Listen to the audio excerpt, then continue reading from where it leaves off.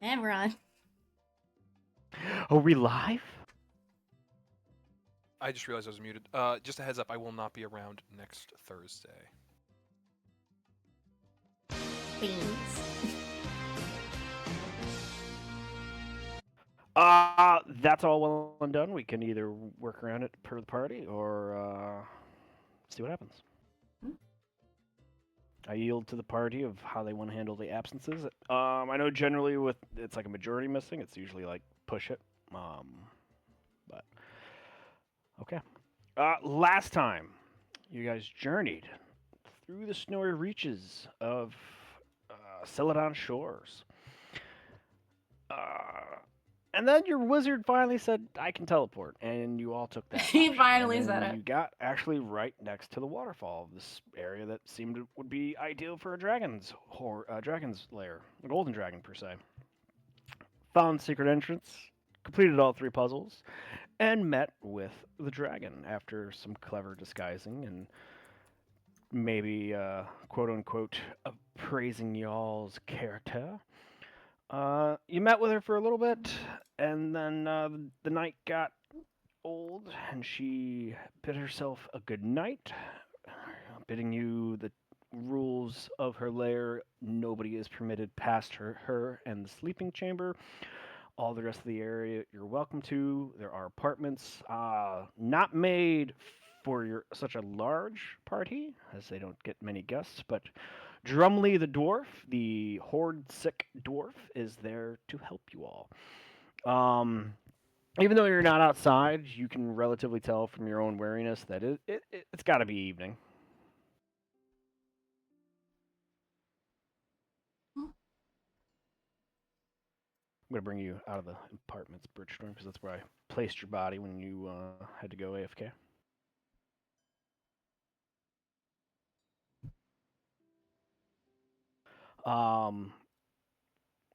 Oh, the pillars.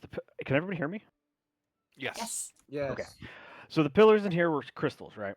And you kind of saw them change kind of colors when the dragon was in this form, reading, and then when she stopped reading, they went to a nice like blue, baby blue, and then like maybe like lights of yellow would creep in. After she excused herself and walked down the hallway and went to her sleeping quarters, these colors then turn a deep purple, and they're just like not lava lamp purple and dark purple and blacks, but like a light like a light show like that of these colors in this grand chamber right now. Oh, I got to put Arn on the map. Is there? Can I go ahead and investigate just kind of the rest of the chamber, see if there's anything else I can pick up historically or information wise? Yeah, give me an investigation check.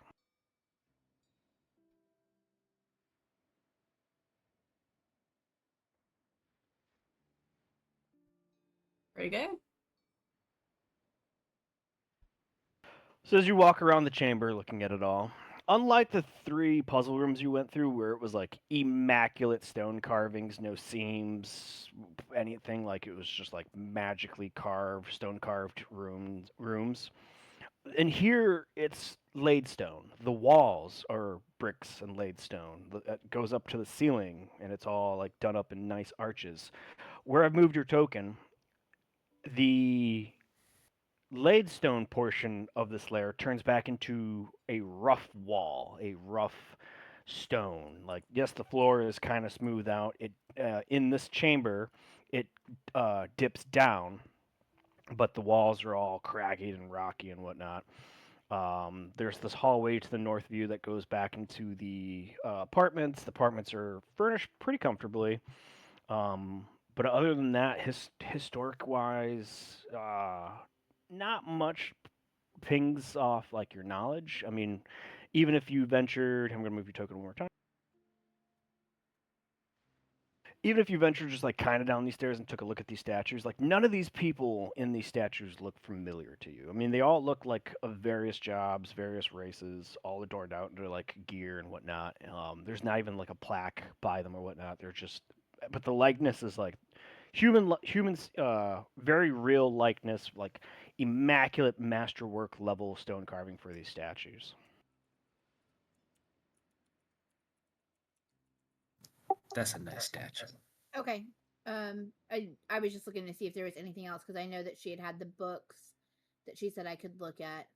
Um, if if I ventured over to the apartments, is there anything in the apartments that's of informational value to me? The apartments, you got comfy chairs, comfy couches. You find the first bit of wooden walls, wooden doors. In each room has a bed and an empty chest. But there's a deck of cards sitting on this one end table. But other than that, historic information, anything that like you're looking for useful to you, no, it's pretty sparse. It's like she's got the setup for visitors, but not like long-term guests. Okay, after I kind of take my very like respectful investigative turn through everything, I'll come back and join everybody else around the table, but not sit down. All right.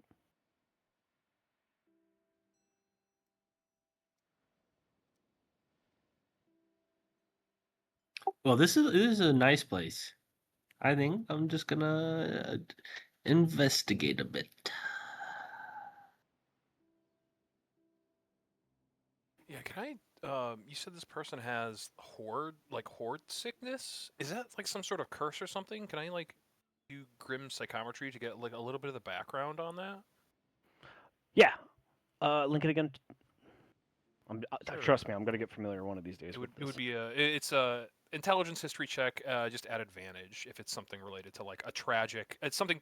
Oh, it's touched by evil. So if this dragon's not evil, then The dragon's not evil, but horde sickness, I will say, is an evil byproduct as it is a manifestation of greed. yeah. So It would be a history you, check at advantage. yeah, go ahead and give me that. Just 12. So I mean, you know what I've already told you. Like, Mhm. horde sickness, it's like the greed of his psyche, like overrid him. He's been too close to the treasure. I think most of you by now know that dragon hordes. Once they've had him for such a long while, and you know that she's at least 800 years old, that there's something like a weird environmental hazard becomes of this like treasure. And she told you that he had spent way too long in her presence and near to her horde that he developed this. So knowing from your grin psychometry, it's his greedy psyche of his body, of his mind and his soul, kind of overrode that and gave him this affliction, this curse, and it is just like it's turned him into what he is now, a shell of probably what his former adventuring self was. She's mentioned that she felt bad for him and like keeps him here to take care of him because like outside of here or further away from the horde, he would just deteriorate. Gotcha. Oh. All right. Oh fuck. Okay. I think I'm just going to like. I think I'm just going to spend my time with this guy and like whatever sort of like cognition he has, just interact with that. So if he wants to play cards, I'll play cards with him. Yeah, he'll play any of the games. He'll play games with you. He'll get you more water. He'll get you another like sandwiches. He'll make a bed for you. Like he's a really good butler. But like conversationalist, Oh. nothing. Yeah. Oh, me neither. So I think I'm just vibing with this guy. All right. Britchstorm and Primrose, go ahead and give me investigation checks or perception checks. Definitely perception.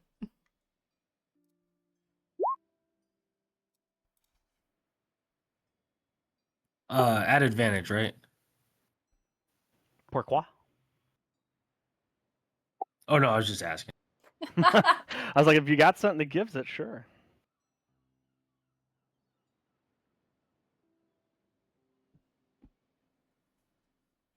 So she's left her books that she was reading there. You see no bookshelf of any sorts. The carpet there looks pretty great in craftsmanship and whatnot, well taken care of. Primrose. This I'm nervous. statue.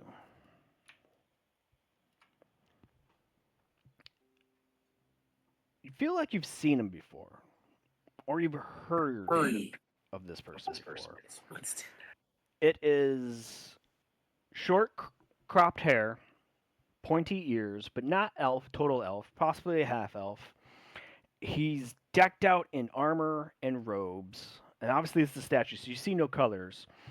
But the unique thing that's sticking out on his belt is this like curved longsword, and the handle in the representation of the stone carving, the handle of the sword is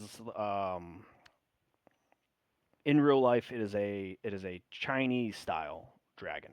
It's not wavy, but it's like stylized like a dragon flying through the air, like the snaky like dragons from Chinese mythology. But that is like what the handle appears as. Half elf with a curved sword with a dragon handle. I don't know about that.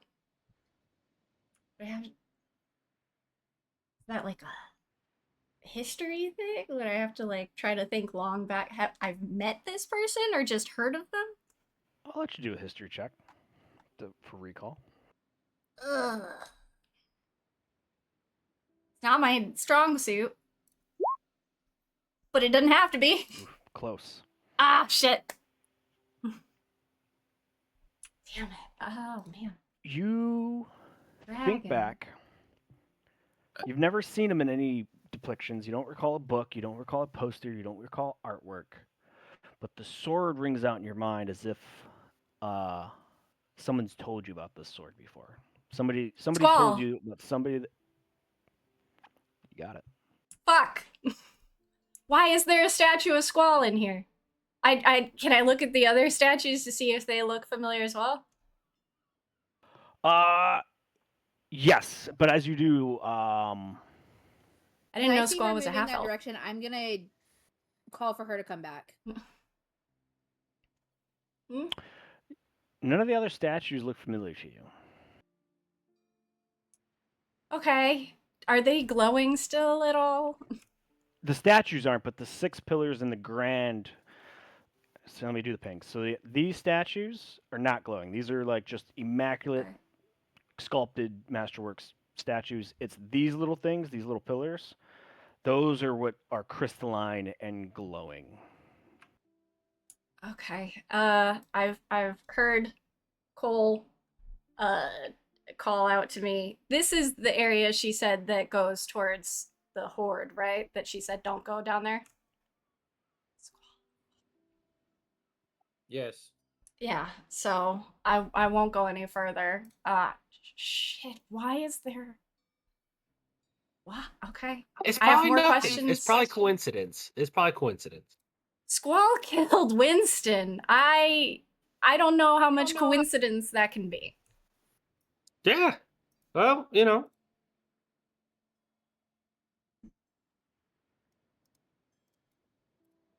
And she's already been so understanding about the situation with Salthraxian that I don't want to get us kicked out, and I don't want to offend her, but why the hell is it? Why is he in here? Fuck! Maybe it's her wanted list. That'd be a hell of a way to display it. Maybe we can get one for one of our places. We have so many lists.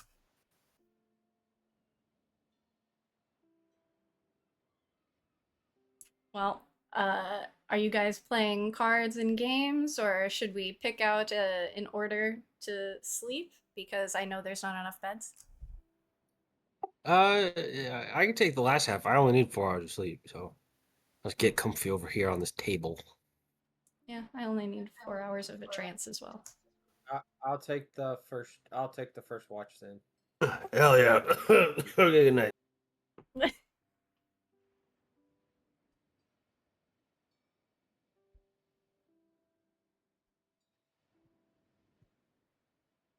All right. So who did I hear Bridgestorm was just going to sleep on a table and not use the apartments? Oh, we have apartments? Yeah, I'll take Yes, that. I thought there was not enough space for us to sleep. There's 4 Yeah. beds. 2 beds, a couch, Oh, 2 and beds. 2 comfy chairs. Okay. Oh, I got a comfy chair. I can comfy chair it up. Comfy chair it up. Bad for your back.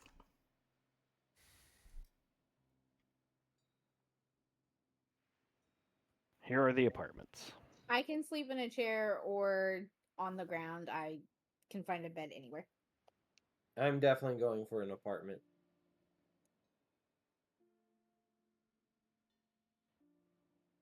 Yes, I will.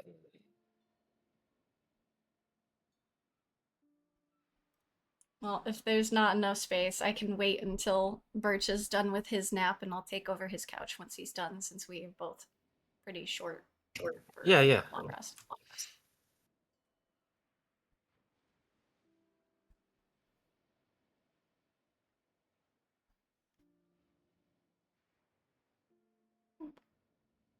I guess we're speed running sleep.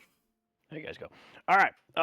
Latter half of the night, early in the morning. Birchstorm's watch. So do you? I assume you just come back out to the grand hall and chill. Yeah. I'm more worried about like make sure nothing bad comes through there, you know. Okay. As you're occupying your time, probably sitting there, you hear what sounds like stone sliding, and then what sounds like hooves hitting stone floor coming from this cavern. Oh, guys, Tanga's here. Great. Wrong campaign. Who? Perception. Yes. What do I want a coffee right now? Let me get a. Do you want me to perceive it? You can either get up and move or just sit there and wait. Oh, Alex can't see anything because he's not on the fucking board. I'll get a little closer. I could just watch. No, okay, I can play, I guess. Oh, I think I see a little man in the distance. You see a satyr, and he's like dumping out a little sack on the ground. You're hearing like things ching and clatter to the ground. He's just doing his thing. Okay, well then I will speak in his native tongue, and I'll say, "Hello, I'm Birch. What are you doing?"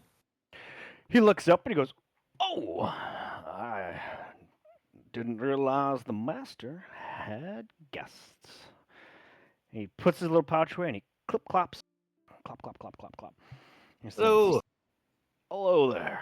The name's Canaeus, and let's just get this out of the way. Yes, they are real," and he points to the horns. "And no, you can't touch them." Well, Canaeus, it's nice to meet you. My name's Birch, and yes, I am real. And no, no. You know what? You can touch me if you want to shake my hand, and I put my hand out for a handshake. And he firmly shakes your hand back, and he's like, Very "Good to nice. meet you, Birch. Very nice to meet you, Mr. Canaeus. Did not yeah. realize the master had guests." Oh yeah, we've been here for a couple hours, and we're just resting through, because apparently the master will be able to see us tomorrow. All right then. Would you like to sit with us? Do you want to take a moment? Gladly sit with you. Has Dremley been a good caretaker? Yeah, decent. Oh, hello there. Friend of Birchstorm, I presume. And he puts out his hand to Alex. These are my friends. This is Yes, Alex. hello.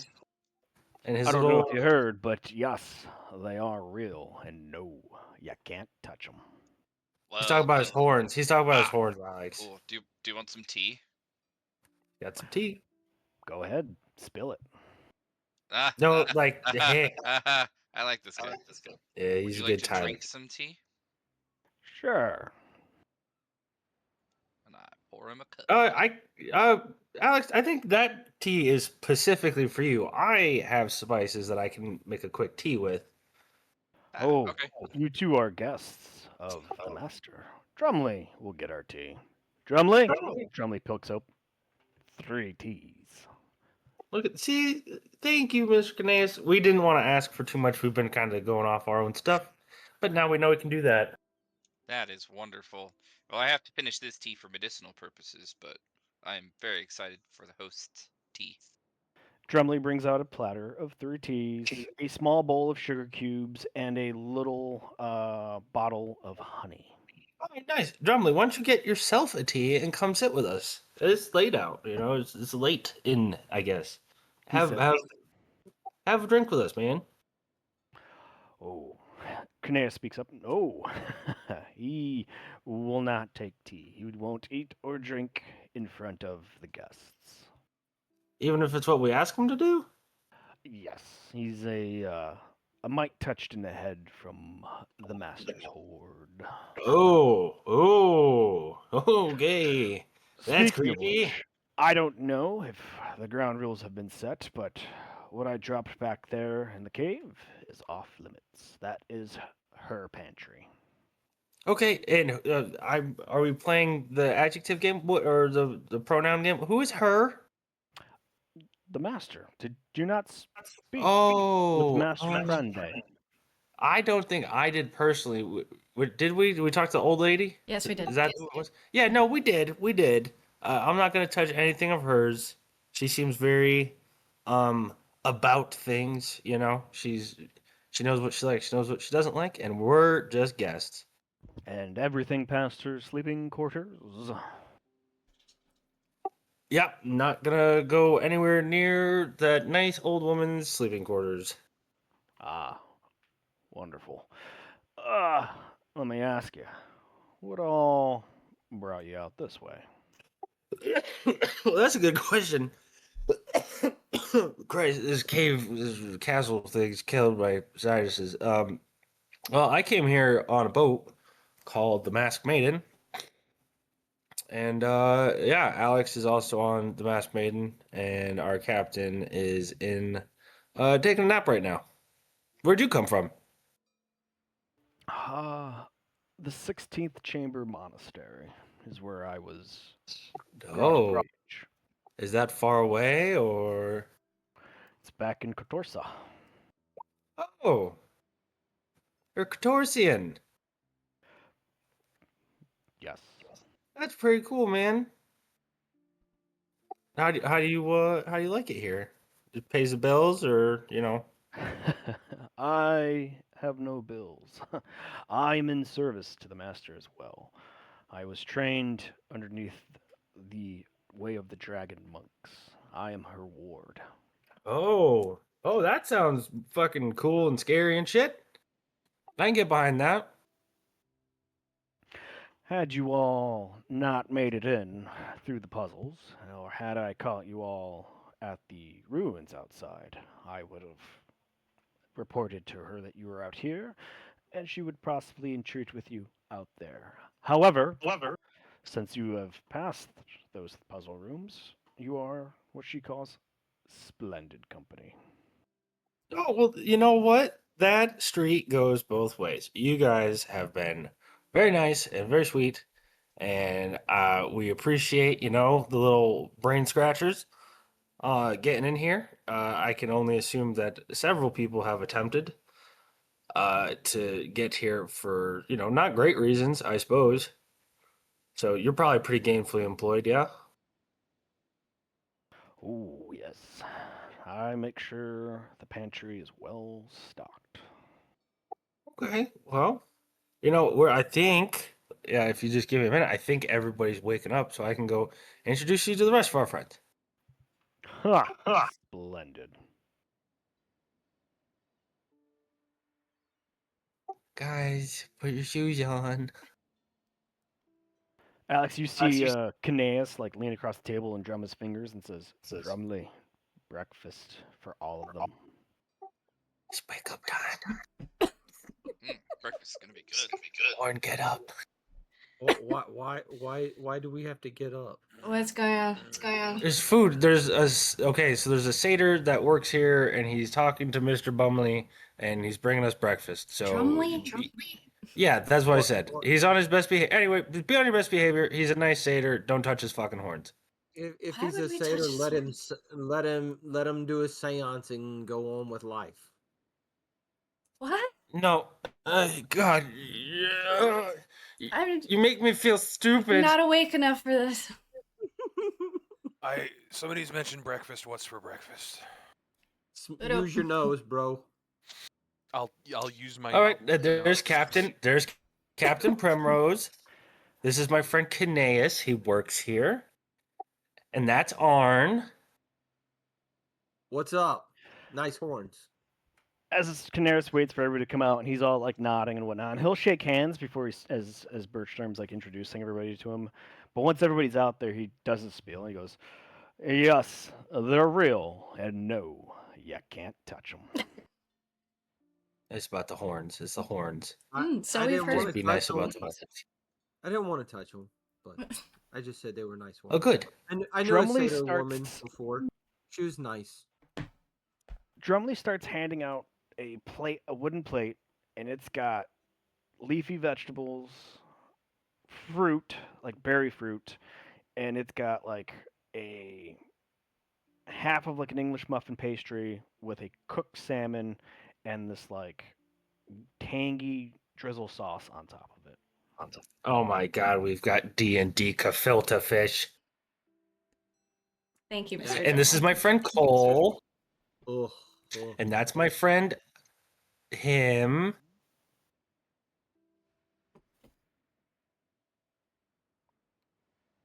And that's my friend Orn. It's a pleasure to meet you Uh, all. Cole responds with something about friendship can be exaggerated. Ah, Okay, there's the lady I Wisdom. know who was kind of mean to me now.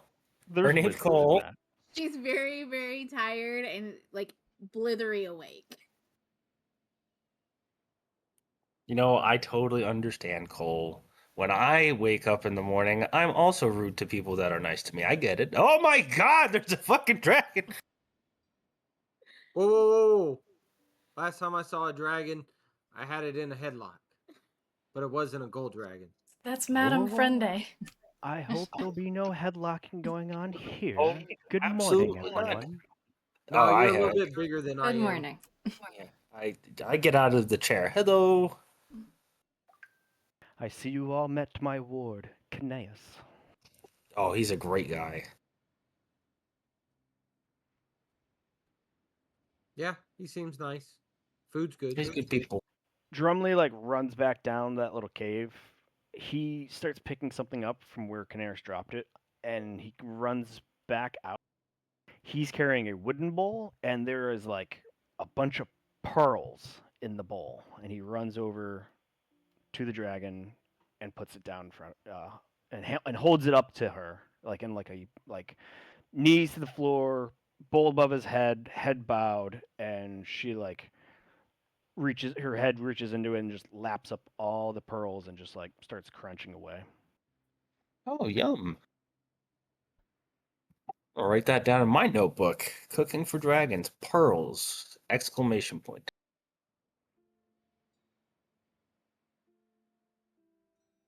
When she's done, Drumley disposes of the bowl, and she just moves a little bit closer. You've noticed that the pillars went from purple, and they're now back to like a blue, sky blue, dark blue, and like fading in and out. And you see like light yellows around the tops and bottoms. I trust you all had a very good night's rest. Yeah, I can't speak for everybody. You guys sleep good? The bed was quite nice. Good. We do make sure to flip the mattresses every other month. Oh, could definitely tell. A dragon with good housekeeping. Look at this.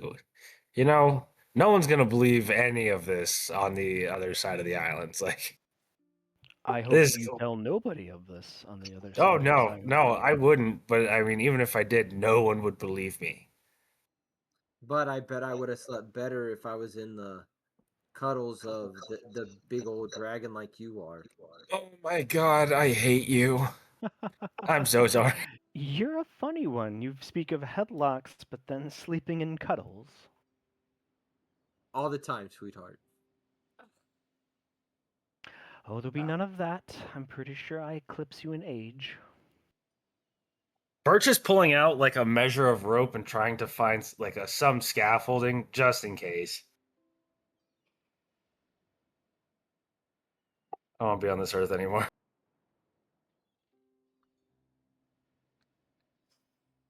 Oh no.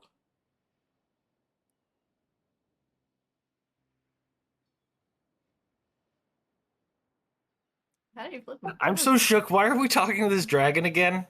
Does anybody remember? Yes, we came to entreat from Governor Rowlett. Fuck's sake, that's right. Ugh, caves. Ugh.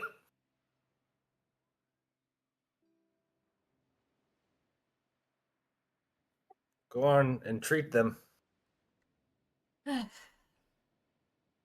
Madam Frande, would you like a seat at the table? We can always make room. You If may this have is my seat. bothering you, sure, if it makes it easy. And you watch her polymorph back down to her elder halfling size. Oh shit, that was the. Oh, that's why. Okay, it's all coming back. And she sits at the head of the table. Once she polymorphs, I'll go sit next to her. Okay.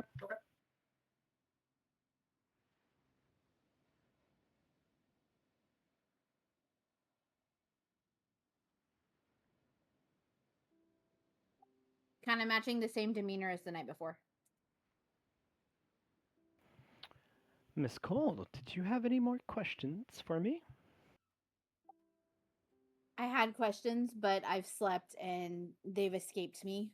I was still quite curious about those books you were reading, though. Oh, things to occupy my time. And I'm considering to put a garden in.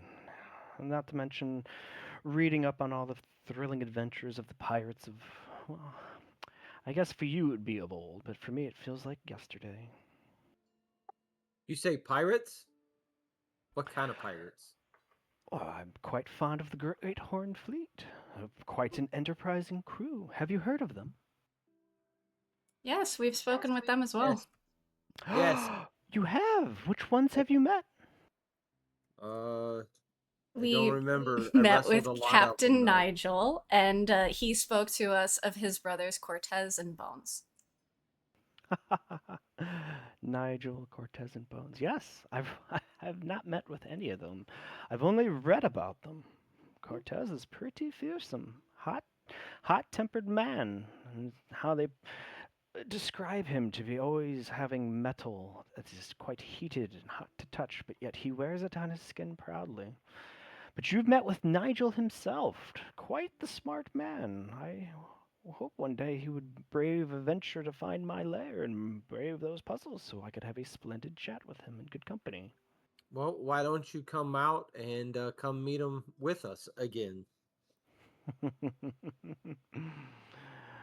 I don't know. The idea of sailing amongst others for quite a long while. I don't think I could be away from my horde for that long, but I do appreciate the offer. You could Did you just meet with Bones by chance?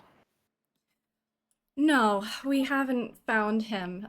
Captain Nigel did tell us that we'd be able to find Bones if we found Cortez, but by the time that we found Cortez, we didn't have the time to speak with him personally. So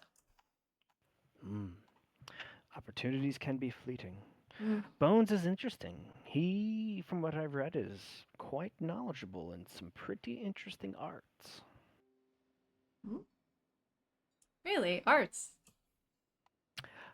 Arcane arts. Sorry, I just refer to them as arts. At this day in my age, they all look to be of creative expressions, like math. Hmm. Well, he was apparently working on Some ritual chambers, I suppose? Indeed, he, from what I've read, especially in that journal, as she points to the back table, he is a very good keeper of the dead, making sure that they get their last rites, that they rest easy. Something that you might be interested in. As she points to Cole, he would actually speak with the dead and learn their knowledge and secrets to carry on their memories for them. That could be a fantastic skill. You wouldn't happen to know how he figured that out, would you? Oh, possibly because he knew this. And she pulls out from beneath her robes a very small leaflet of a spell book, and she hands it over to you. I'm gonna take it with both hands and kind of bow my head as I reach out for it at the same time, but don't actually grasp it because I kind of want her to make the final gesture to put it in my hands. She goes 70% of the way. Okay, then I'll close the gap there, and tell her thank you, and then as respectfully as I can, I try and start to like devour reading it as fast as I can. It's a leaflet of a spell book for you to copy spells out of if you wish. There are 2 empty pages, and what you can tell from the construction, you could tear the pages out and they become a spell scroll. But there's a Speak with the Dead is in there. And that's the one that I'm definitely looking at. I would like to kind of skim over anything else that might be in there.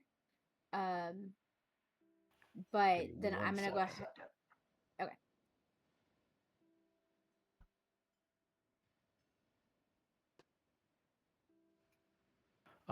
There was False Life, Gentle Repose, Speak with the Dead, and Bane.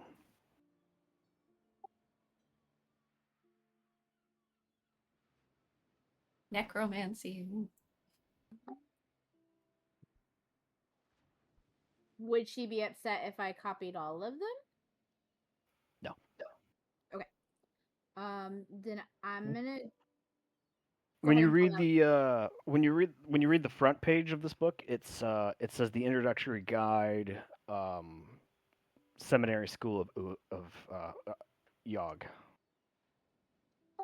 Could I go ahead and pull my spell book out and start copying them down?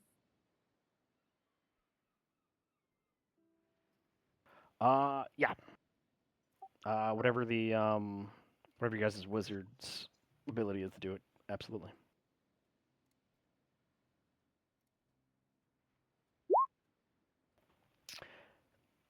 She points over to the machination that is cat, and she goes, "That's an interesting creature. What do you call it?"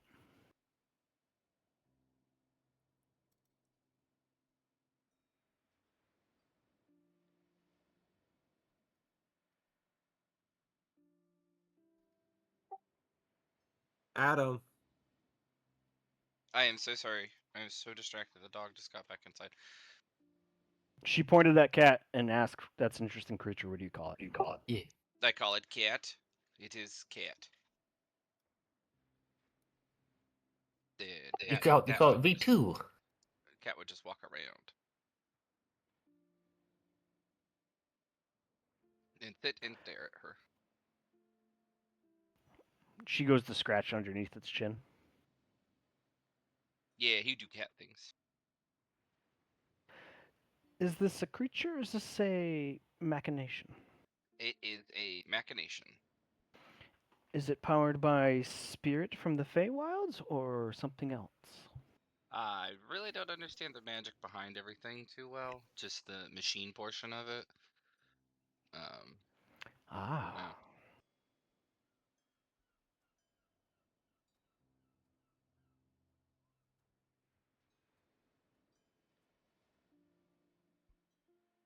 But yeah, cat's pretty cool.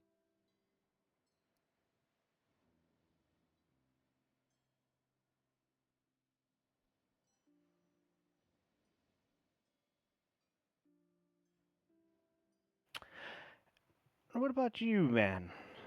You're not what you appear to be, as she points to you, Orn. Nope. Oh, me or wait, Orn or Arn? Orn. Oh, never mind. I'm of two sides, I'll say, but this is the side I prefer, if I'm being honest. It's a good side. You should be proud of that. So like eyes wide, I look very embarrassed as I'm looking like to the captain and everything. Thank you. I'll go back to eating. Ah, yes. I hope everybody is enjoying breakfast. Yeah, thank you for your hospitality. It's quite delicious. Oh, you were all in splendid company. Please, are there any more questions? I'd welcome the conversation. It, if you wouldn't mind, I couldn't help but notice your rather resplendent statues in the other room. One of which I did recognize as a Squall Abertal. You know Squall Bertel? A Bertle. Apologies. I know of him. I was wondering how you might have known of him. Huh. I didn't realize he came back around anymore and made himself known to be known by others. Oh no. I have met some people who knew him in the past. That's all. I knew him in the past. Squall Bertel carried my clutchling from the plains of Takar. Essentially, he is my brood father.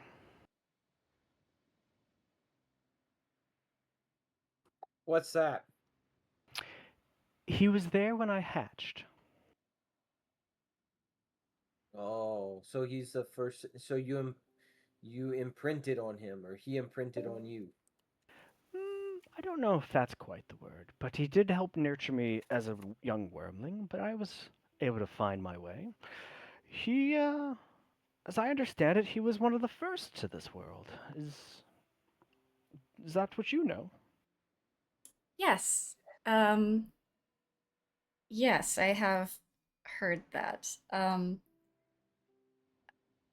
Uh, when might he have?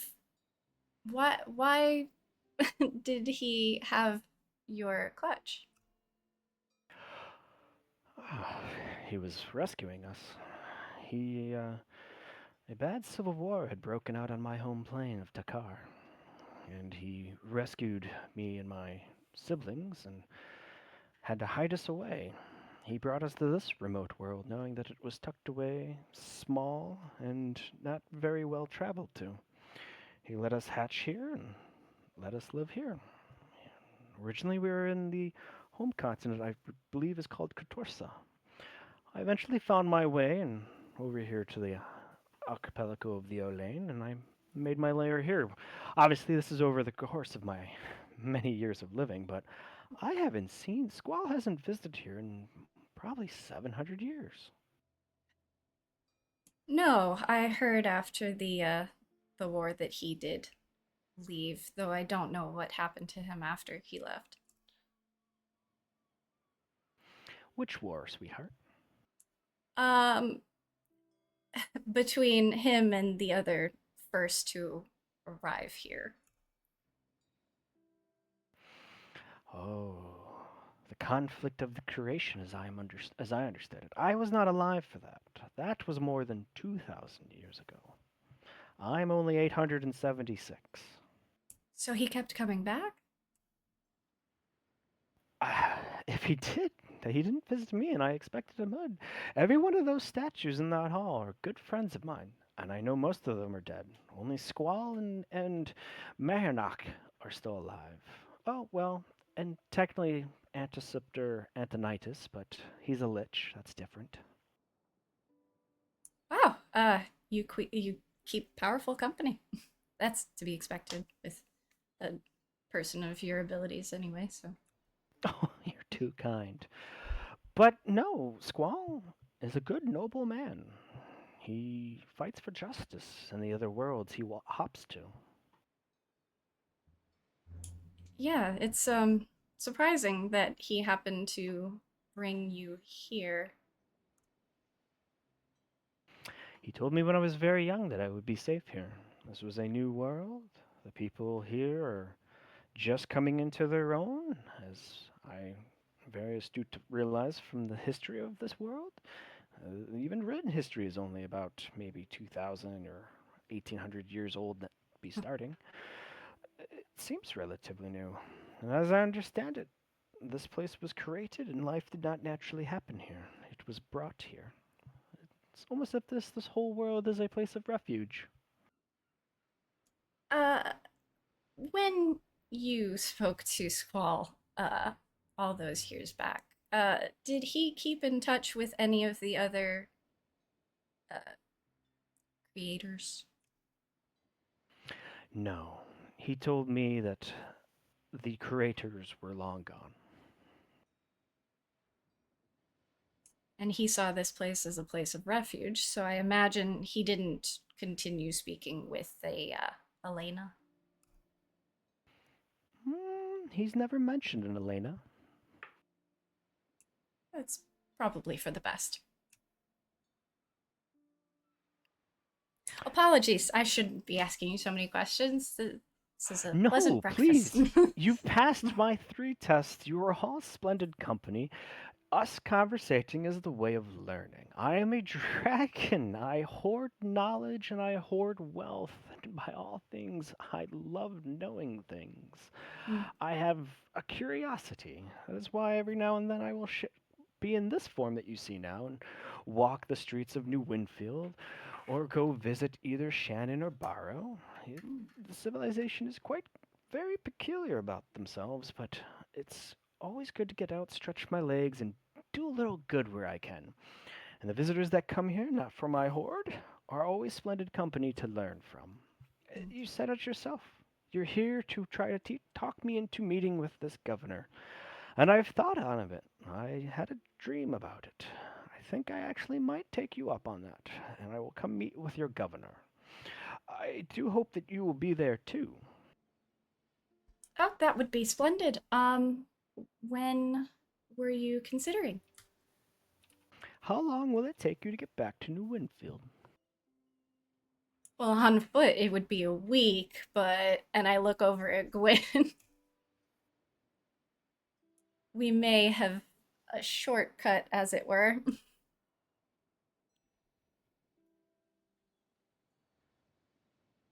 BC, did you die?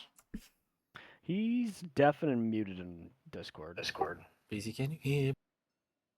Our resident wizard over here managed to teleport us close by, so. Here, do you want me to do the Gwen thing? Gwen thing? I'll just stand. I'll play for VC's character. I don't think he would want that.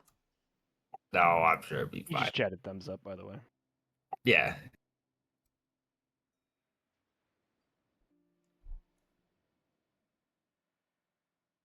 So yes, All on right. foot Yeah. it would take us a week, but our wizard may still be able to teleport us, especially considering we did just rest thanks to your hospitality.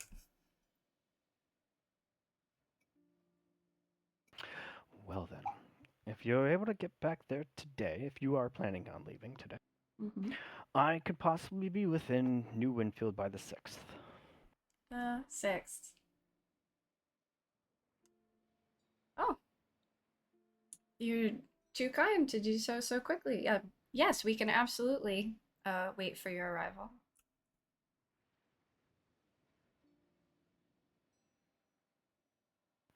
Where are you staying at in New Winfield?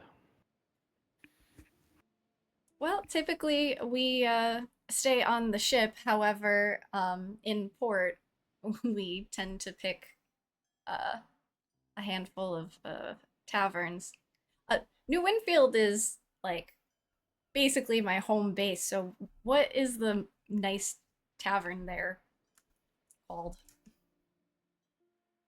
Like the wealthiest tavern there, like upscale, that is available to New Winfield, is called the Brass Wheelbarrow. Maybe not upscale. What's like a classic tavern that everyone goes to in New Winfield. Oh, I mean that would be the Blue Bear Grog Shop. Oh yes. I would probably blush a bit and say, well, typically I would stay at the grog shop. However, I would never ask you to step into a place like that. Oh, well, hi. Would I be so offensive in a grog shop? No, it would never be about you being offensive. I would fear to offend you.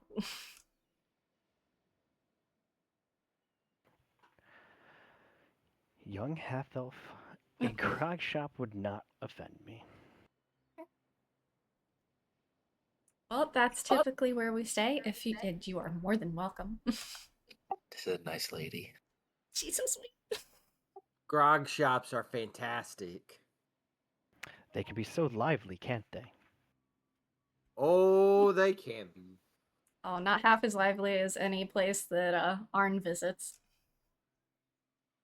Oh, yeah. It's I can tell you didn't like it, but listen, there's resources there. There's information there. Said Arn. Lots of good resources. And sometimes missing teeth as well. Oh yeah. They get mixed up so much. It's so funny.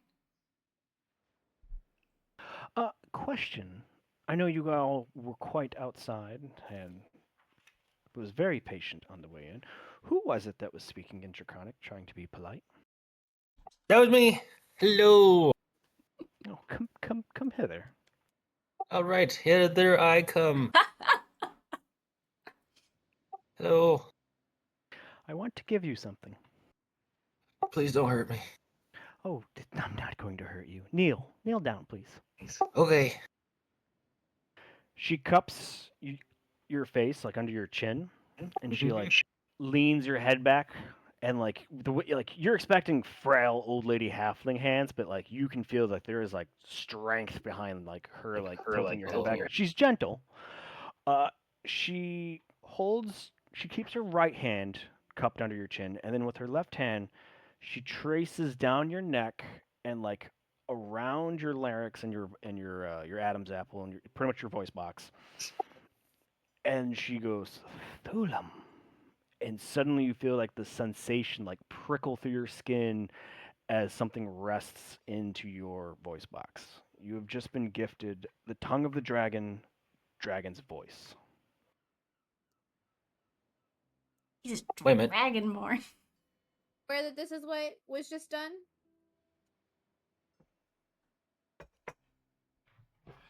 I already have Tongue of the Dragon's voice. That's how I know Draconic.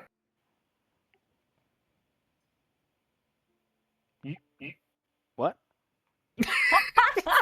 Yeah, if you look at my character sheet, I took that in the very beginning, Tongue of the Dragon. Right above evasion. He's tonguing a dragon? That one?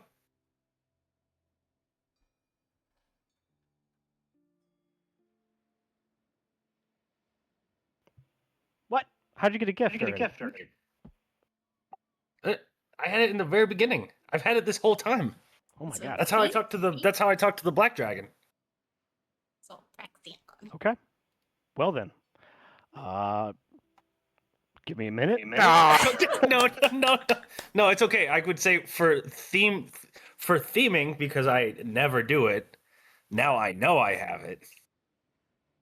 And I would be okie dokie with that because I love my grandma.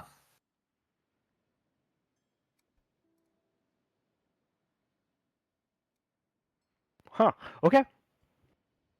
He loves his grandma. She goes very well. No wonder you're being so polite. Okay, can I have a hug? Is that okay? Is that weird to ask? Of course, dearie. Come here. She Oh, like I'm gonna hug a hops off her dragon. chair Here it and like comes. hugs you while you're kneeling. Yes, dragon it's- hug. It's a squeeze. It's like Oh yeah, it is. This is a nice lady. Okay, I love you, Grandma. I'm gonna go sit down. Of course. give me all a moment. I actually, for your troubles, and to buy your discretion, I want to give you all some gifts. Woohoo! Gifts are nice, but you don't have to buy our discretion, miss. Yeah, no, we Oh. weren't gonna tell anybody anyway. But we'll appreciate a gift though. Oh yeah. Bojo. Cole does not agree with anybody else, and she is very interested in said gifts. I mean, like, we're interested in the gift too. Yeah, we're but also interested in the we gifts, weren't but gonna not. spill the beans because we like friends. Yeah, we don't want to be bought off. Yeah. I'm surprised she hasn't asked of anything about my dragon tattoo on my body. Oh my goodness. A quiver of Helon. Jesus. Treasure There's is a lot of always a stuff. good thing. And the dragon scale is an adult gold, by the way. And So what's the- denying a dragon giving you treasure is kind of an insult. Okay. Oh my god, that's really good.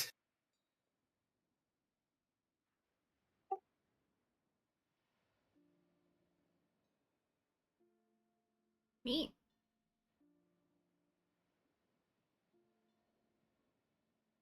Oh, these are all dope as fuck.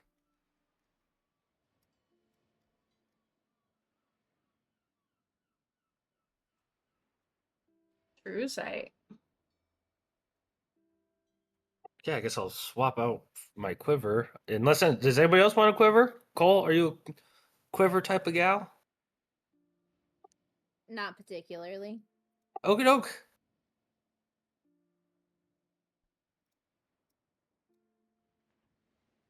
Thank you for the nice quiver. God, that whetstone rocks.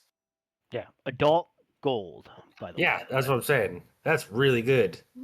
Does anybody have a bladed weapon? Yeah, who can use it? Just me? We used to have friends who had swords. Wait, They're all hold on, gone hold on, now. hold on. No, hold on, let me look. I was working on something else. I have a dagger. That's oh no, I have short swords too, so I could use it. Ding, ding, ding. And she does, like this little spell book that Cole got, she does give a little spell book to Gwyn as well.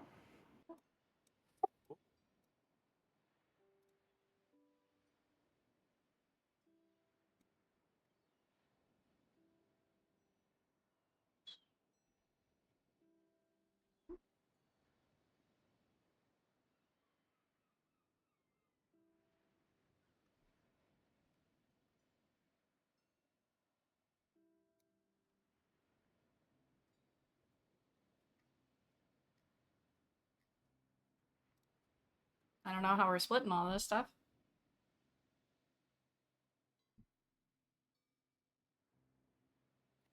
Does anybody else see something that they like? Feel free to speak up. The moving ladder. Oh man, if you use that to go up high and then leap on somebody, I would laugh so Yeah. hard. Immediate ladder match. Oh my God. I'll bring the ladder to my own matches. I'll take the Foxfire charm if nobody else wants it. I like foxes. I mean, honestly, I'm Birch, a good. lot of this stuff is well suited for you. Yeah. If the I was captain saying- was still here, I would tell him to take the monocle of True Sight. I mean, he's the only one that could sneak in and get a good look at things. But Yeah. other than that, Commodore Captain Major Colonel Prim. Yeah. I mean, All right, none of that. who all needs to be able to see stuff? I blow everything up with no Yeah. discretion. So I can see stuff pretty good. And Orn Yeah. uses his nose eyes to find things. So why don't Yep. you hold on to that too? Cole could use the fox charm or the gem of seeing, but also just said that she could take the dragon scale. So, whatever. I mean, I have blades, but I don't use them. I haven't used a blade on anything other than butter and bread for shit like 2 years. So I mean, Yeah. it's a wonderful pull, and I thank you very much for your hospitality and your kindness, but nothing for me. I have not met with many artificers. Do you learn much like the wizards? In a sense, yes, except that the wizards study texts to understand the background and fundamental knowledge of something, whereas the artificers study the material object or the action itself. Um, think of my steel companion here, my steel defender cat. Um, and here's my weapon. My weapon fires magical, and I do air quotes, bunny ears, magical projectiles. It never has to reload or jam. Um, but it comes through an understanding of the mechanical, kind of infused with our will through our tools. So while I don't completely understand where the magic is drawn from, that's kind of what it is to me. Now I know that I can study in the same way that a wizard does. I study languages very well, but it's more through grit, experience, and the hands-on activities versus book knowledge.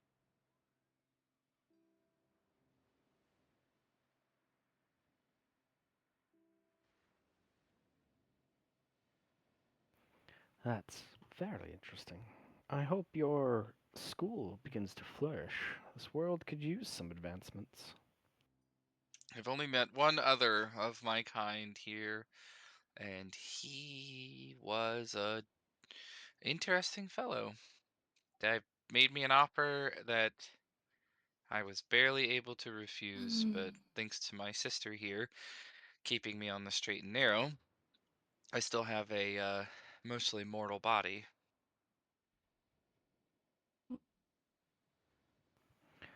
What happened, may I ask? I put up my hand. Oh, well, this ah, you're in a dungeon and you're trying to escape, and you see a key at the bottom of a little bit of clear liquid, and you shove your hand in there to grab it. Well, too bad it was acid. And I lost this hand, and then got help from the artificer that I met to rebuild it. But he offered me the ability to replace my entire mortal body with a machination and transplant my soul onto a machination, but I didn't want to after being talked down. Well, I mean, like, I really wanted to, but my sister helped me see the reasonable side of things. And then she almost told my mother, which, you know, can't have that.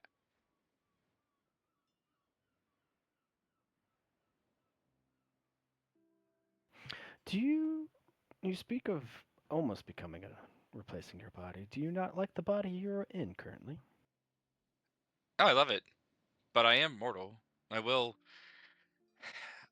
I will perish, and my studies will end. And unlike a wizard, lichdom is not in the cards for me. So it kind of was a glimpse at a never-ending ability to study, gain knowledge, invent, develop, test, understand this world that we live in, and that was the allure of it. However, the most likely outcome would then be a severing of my soul from reality, and that would then lead to the demise of my sanity. And if I go insane, I can't continue to study.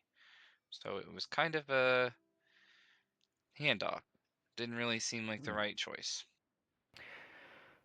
Yes, lynchdom is not for everybody, and sometimes the process can be fraught with many perils.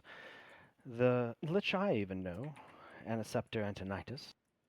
If you live long enough, and you are so wise enough in your schools of magic, you may actually be able to meet this lich. You'll know him by the comet. It's what he travels on from plane to plane. And he regularly visits planes, and he regularly hosts a tournament of sorts. A tournament that pitches the world's magic schools against one another, challenging all the greatest minds of that school to a series of tests, much like my rooms, but tests and scenarios that must be solved by use of their magics. And it's quite a wild tournament that at the end culminates in a race for capture the flag sort of thing. If you are live long enough and he makes another visit to this plane, if you're chosen, it would be a great honor. That does sound incredibly wonderful. But for now, it's just understanding everything that I come across and doing my best to support this crew and this team and our mission. But other than that, I've found a great joy in quieting down and focusing on my studies. Wonderful. That is simply wonderful. The pursuit of knowledge is a very honorable goal. Well, I do have something else that I came across in my mind last night while I slept. Would you ever would you all pay Solthrax a visit again? Hell yeah, I haven't seen that dude in a couple years. Oh, you seem that you would be eager to see him again. I was wondering if you would return for retribution, or perhaps penance for what you've done under duress. I I'd mean, be interested in penance. yeah, What am I everybody's got to face repenting the for? Reaper sometime. I don't wish to upset the balance, but Sothraxon on Avakava Island does make me nervous. And there's another thing I'm curious about. You helped save Hollowbrand from this Devon character. Would you ever have enough time to possibly hunt down Devon? Yes, of course. You see her smile, and it is like an eerie smile. It is not like grandma's happy you're home from school and she's got cookies waiting for you to smile. It's like grandma just told a very highbrow, dirty joke, and you just understood the joke, and she sees that you recognize it kind of smile. She goes, I will make a deal with you all. If you can kill this Devon character, I will let you pocket as much gold as you can out of my hoard and pick an item of your choice from it. I'm in. Cole's head snaps to just like stare at her, dumbfounded. Yes, please. As Oh. much as my hand or my bag can carry. Ah, I said pockets. Oh well, What? it is my pocket because I don't.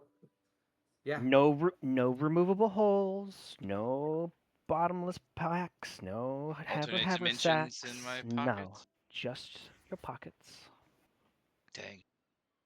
I Okay. guess I'll be investing in new pockets. Well, I'd have Yeah, done it for bigger. free, but for a reward, that's I very know, kind. right? This lady, we would do anything for her for I, free, and she just I, keeps throwing gifts at us.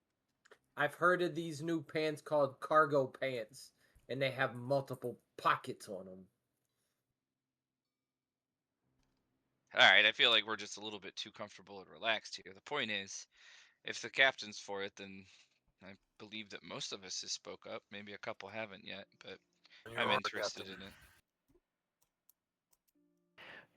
And if and when you kill him, I only ask that you bring back that crown he's making. Absolutely. Yeah, for sure. Anything else you want? I can bring back his head. What kind of proof do you need? Well, is the crown really just the proof that you need? It is. He's already killed a brass and copper dragon, so the crown should be made of copper and brass. Like if he gains another dragon, whether it's another gold, silver, or the bronze dragon, that he'll add it to this crown. I do not wish that he completes this crown. Neither do I. I've heard that he's currently hunting the silver dragon on Horseshoe Island. Well, at least you now know where to find him, and hopefully you can intercept him again. And how new you would be saving another silver dragon, possibly. The coincidences. The universe could be so funny. Funny sure is a word for it. But yes, we would be delighted to go after Devon.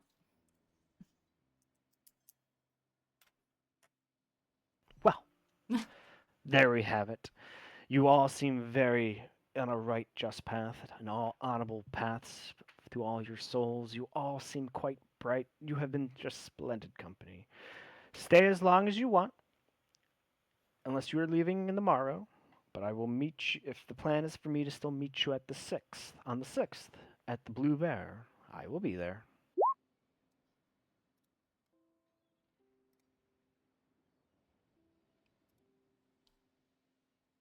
Okay. There on the 6th.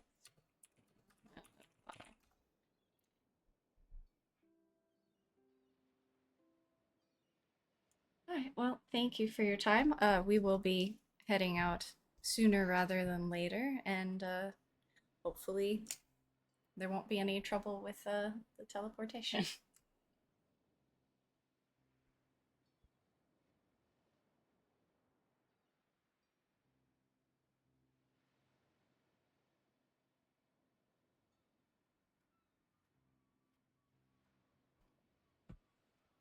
Oh, you're no trouble at all, dearie.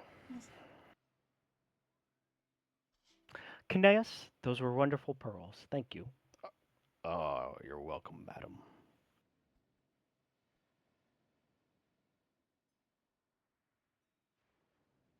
Yeah.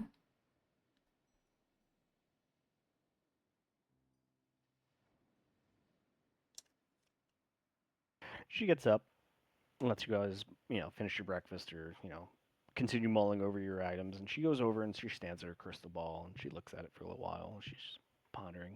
Drumley cleans up empty plates and takes away all any trash or whatnot.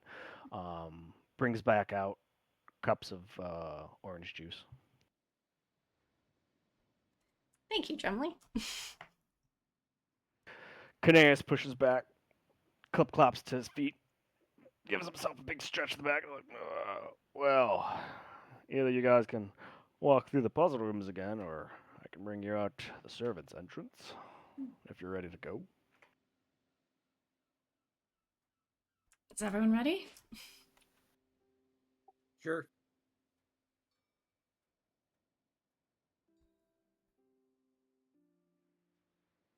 Well, if you guys don't have any more questions or Oh no, I'm good. I'm ready to use the Gwyn magic. perfect. Is VC there? He leads you all down the pantry. I'm gonna just get everybody's tokens ready.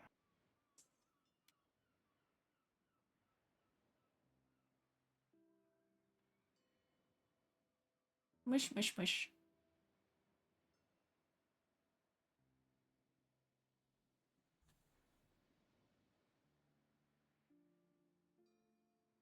When you guys come down these as the elevation changes, as you come down this cave that they're calling the pantry, you see like miscellaneous purses just scattered around here, and maybe like a pearl or two wrestled up next to a rock or some sorts or whatnot. He walks up to a wall, taps like 3 stones, runs a finger over a stalactite, and the rock just suddenly like curls away and moves out of the way and opens up to the outside, and then leads you all through. And he makes his hand motion of like quickly, quickly, quickly. Scoot. As you guys get all outside, the rocks like rotate back into place, and it becomes a seamless mountainside wall. As you guys are now back outside at the waterfall in the daylight.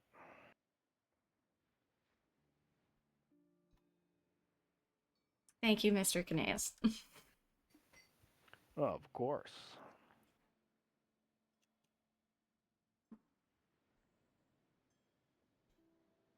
I'll make sure that she gets there by the 6th. Thank you kindly. Hopefully we make it by the 6th. And I look over at Gwen. I'll just chat it to him. No, I chat it. I do it. I do the roll. The DM rolls the D100 and consults the table. So yeah, he's ready. Is everybody ready for teleportation?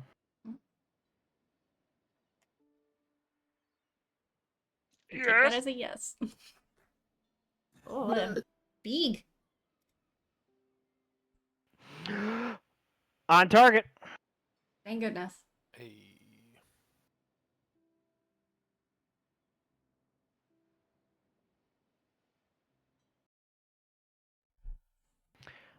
Like Gwyn said before, he makes you all hold hands. He casts the spell. It using his verbal components. Just like the sensation from before when he did it up in the mountains. It looks like colorful light around you all. Everything melts away. You're suddenly dazzled by these brilliant colors all around you. Your body sensation feels like you are moving in, a direction. Neither one of you have the same sensation of the same direction. You have no frame of reference, but like, there's no wind. Mm. For any being this is your second time being teleported, you can tell that your feet are firmly on ground, but you don't see ground. And then suddenly, like loading from bad pixelated graphics on a CRT TV, the area fuzzes around you to. I gotta look what he said the target was. You see the docks of New Winfield come up, form from fuzziness into sharpness as the sensation suddenly stops. You are on the wooden docks. Oof. It is morning. A lot of people passing by nearby are just like, whoa, as like all 8 of you just, all 7 of you in a machination just appear on the docks, just, just like, whoa. Everybody's momentarily like, holy like Ugh. blinking eyes, like a couple people like have an arm up, like about to shield themselves from whatever, but after realizing that you guys just kind of appear and like nothing else happens, everybody's just like, wizards, okay, and goes back to the day. Fucking wizards.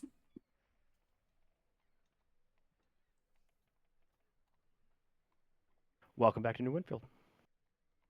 Ooh, Man, I hope that stops making me queasy. this place is way less spooky than the last place, and then the last place was also kind of fun. Well, we can give the heads up to the governor, but I assume it'll be enough of a heads up when we walk in with Grande, so Yeah. I have to pick something up real quick from the shops. Does anybody need anything? Well, if you're gonna pick Yeah. something up, I'm probably gonna go to a tea house real quick. Get I some need drinks. tea also. Alright, don't cause a ruckus. No, it's the tea that keeps me from going insane. No. What? That ruckus was not to you, Alex. It was to our. Now I'm gonna burn I a don't- fucking building I down. Now, don't now have you're gonna cause a ruckuses ruckus. in- Great. I don't have ruckuses in a tea house. That's a civilization. Alright, We I only figured out do- if I cast reduce on you and make you smaller, I can use the spell catapult on you and throw you. Yeet! That'll be fun. I say that in plain view of my sister, and then I stare in her eyes. Okay, just don't use it as a tea house. Alright, I'm going shopping. You ever seen what a level 5 enlarge spell does? Oh, makes me really, really big. So I'm going to assume that catapult is not a concentration spell. Nope. Oh lord. I want to know how his new ladder plays into all of this. Oh, I haven't even calculated that in yet. 30 Next feet up in combat's the gonna be air. so fucking From funny. the top rope, fucking launch him hey, down. Hey, here's the thing. It can go up to 60 feet. I just have to get it up to 60 feet. It can't move horizontally 6, but it can go up 60, then extend into a ladder another 30, and then we power bomb from that. That's from 90, and then 90 I feet up use in the air. Yeah, that's 90, and then I use catapult to launch you an additional 90 feet in the air. So 180 power bomb. And then I From- cast enlarge on you. Yes. Mm. Mm. But isn't catapult only 5 pounds per level? Yeah, but if I use reduce on him, it goes down by a. I have to. Problem is, I have to cast catapult at like 4th level. Yeah, this That's- isn't efficient or makes any sort of sense. Oh no, it's a horrible But idea. it's gonna be fun. Yeah.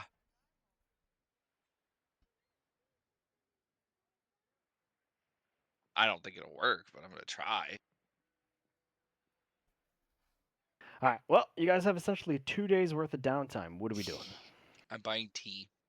Hell yeah. Tea house and 2 days of downtime. I bet I could get a fight at the brawl house real quick. You could. You have enough renown that people actively seek you out. Bump, bump when I walk into every place. Each cup of tea that you wish to ingest over these next 2 days is going to cost you 2 silver. I'd like to buy 60 arrows and 18 javelins. Have I 60 seen the arrows? You said Yes. 18 javelin? I didn't stutter. Yeah, they're going in his fucking quiver because he realized now he can shoot fucking javelins. Yeah, that's awesome. I just want to see how much it costs to get some sending stones here.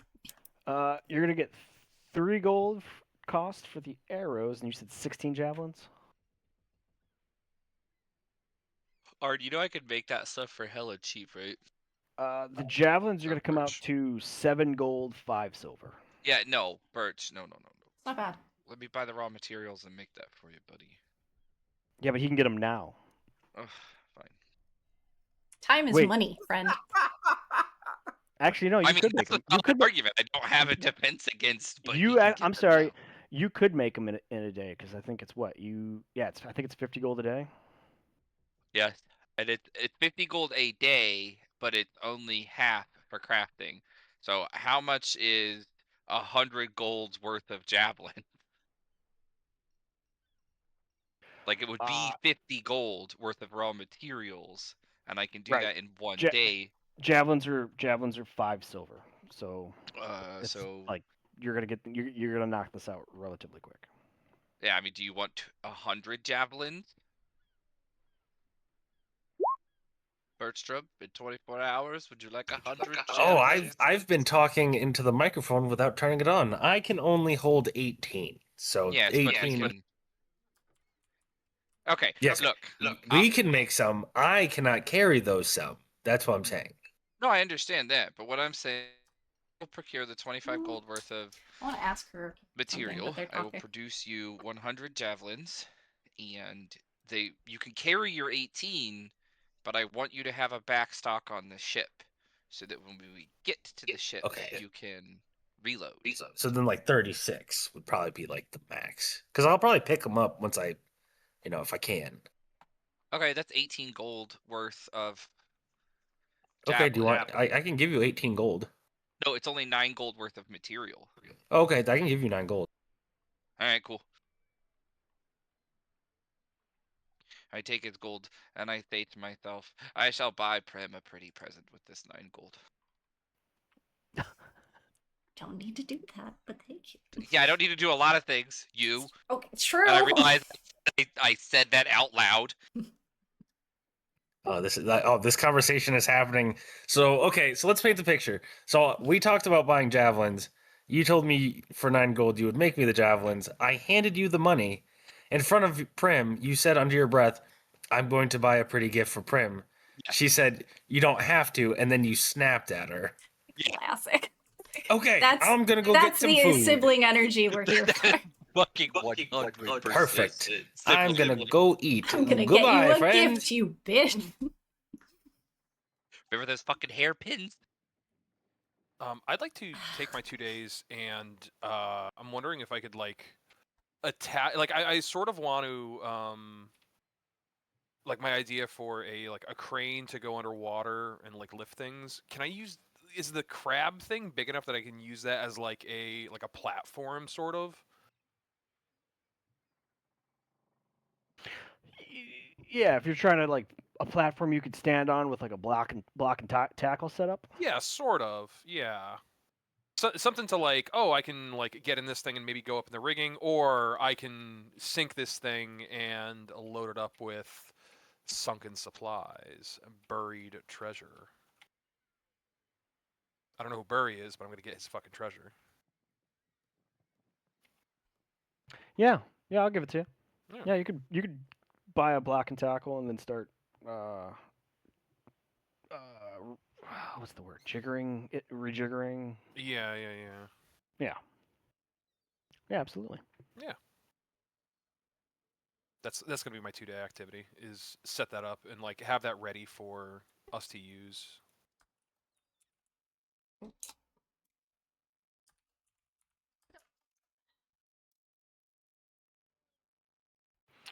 Arn, Yo, 1 win, 2 losses. what? All right. You're being sought.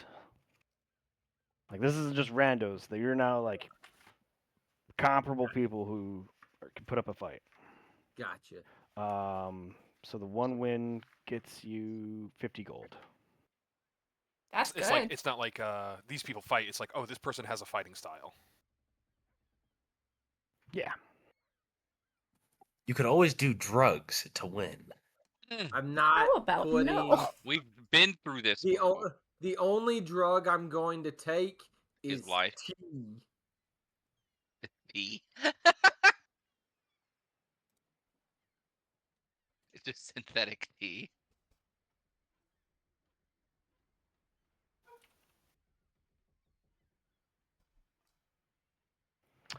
Primrose, are we stopping by the library at all, or are we just waiting until your man comes by at night? I can immediately tell him that we're back.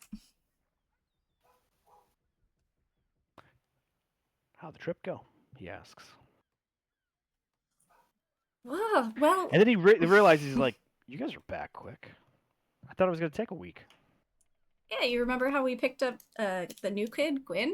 Turns out he can teleport us places, and it's only mildly sickening. You should see world hopping. Yeah, well, we'll be getting there eventually. So is the gold dragon gonna come talk to the governor?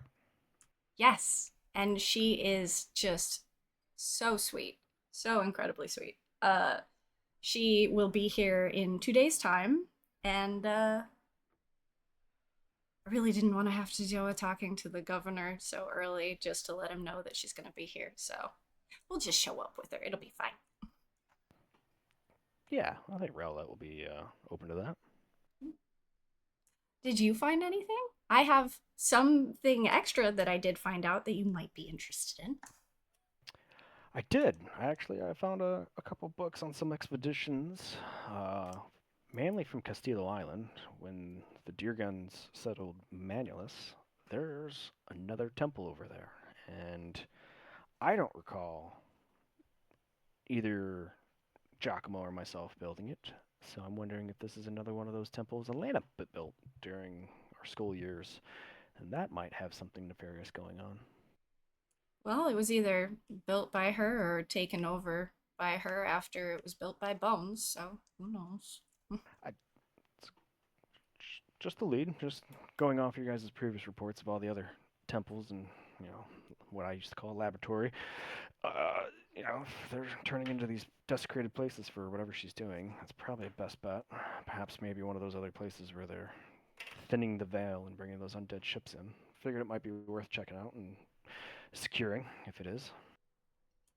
Absolutely. I mean, we'll be around that way eventually, because Manlius has some heavy blue markers all over it. Uh, when was the last time Giacomo mentioned Squall? Last time we saw him, I think, right? Yeah, but he was just recalling what happened with you, so. Oh, well, as I understand it, Giacomo, Elena, and Squall went back to the academy. Giacomo came clean, kept them out of it, Mhm. took responsibility for both Kiori's and, my demise, and he was expelled. As far as I know, he went on his own. Uh, he believes Elena finished up, and Squall eventually left and joined one of the Peace Corps or something. One of the other detachments went on a mission or something. Started exploring around and protecting other planes, But Elena went on and got a couple more degrees as far as he knew. Peace Corps. It's like the Peace Corps. It's like a team of world hoppers that find planes in need that may be on the verge of, total annihilation, apocalypse kind of thing, and they try to step in and help. Yeah, by maybe, helping the endangered species, right? Yeah, something like that. They can't Yeah. stop whatever's happening.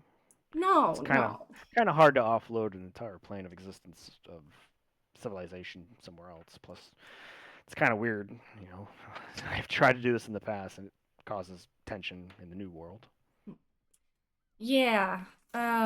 Like bringing an entire clutch of eggs from a different homeworld and putting it in the safety of a really tiny world that not many people know of, right? He like looks up and he shrugs. He goes, "I mean, that's pretty lightweight." And then it looks like he just gets it. He's like ding, like his eyes come back down to you, frozen pupils, eyebrows stuck in like this shock expression. He goes, "No, Yeah, he's no." been back since with a clutch of gold eggs at the very least, and it doesn't sound like that was the only thing that he brought here. Apparently, he hasn't been here in a while, but that doesn't mean he won't come back. Oh, well, actually, that probably does explain why there's more dragons here than I would have thought. See, oh my gosh. Oh gods. That's wait. When when was the last time did the dragon know Squall? Yeah, she had a statue of him. Good friend, broodfather, she called him. So she hatched in front of him, sure. I mean, he 800 likes his years dragons. ago, she saw him last. Does he come here regularly? She said that he hasn't been here in quite some time, and she would be quite upset with him if she didn't get a visit, so. Okay. Okay. Um okay. I'm not as nervous anymore as I just was. Okay. Well, I mean, okay. Primrose, that makes sense. I don't know what you know about dragons, but they can only naturally occur in a world so suffused in magic that they can naturally happen that way. But it takes years. And this is a small world. I only remember the brass dragon and the red dragon that Squall bought during the war. But the amount of dragons that we know of on this world now, I thought that was a little quick for 2,000 years, but if he brought broods of eggs, that explains it. So essentially, he brought refugee hatchlings to this world for safekeeping. I mean, he kicks over like the nearest thing. He goes, "Hypocrite!" I'm sorry. I'm sorry. No? Do you need a minute? I'm okay. I just I he was against it, and then he leaned into it. Mm. I took what I thought was death for helping to defend Giacomo. Primrose, if we ever meet Squall, you're gonna have to hold me back. But I don't think you're gonna have to hold me back much because he does have a temper. I'm sorry, but this is interesting to know. I think we should tell Giacomo next time we see him. I agree. The more that we know altogether, the better we can put our heads together on how to stop whatever the hell's is happening. Although it does sound like Indeed. he's been trying to do good in his own way, I guess. I mean, before everything that went down, he had a good head on his shoulders. What can I say?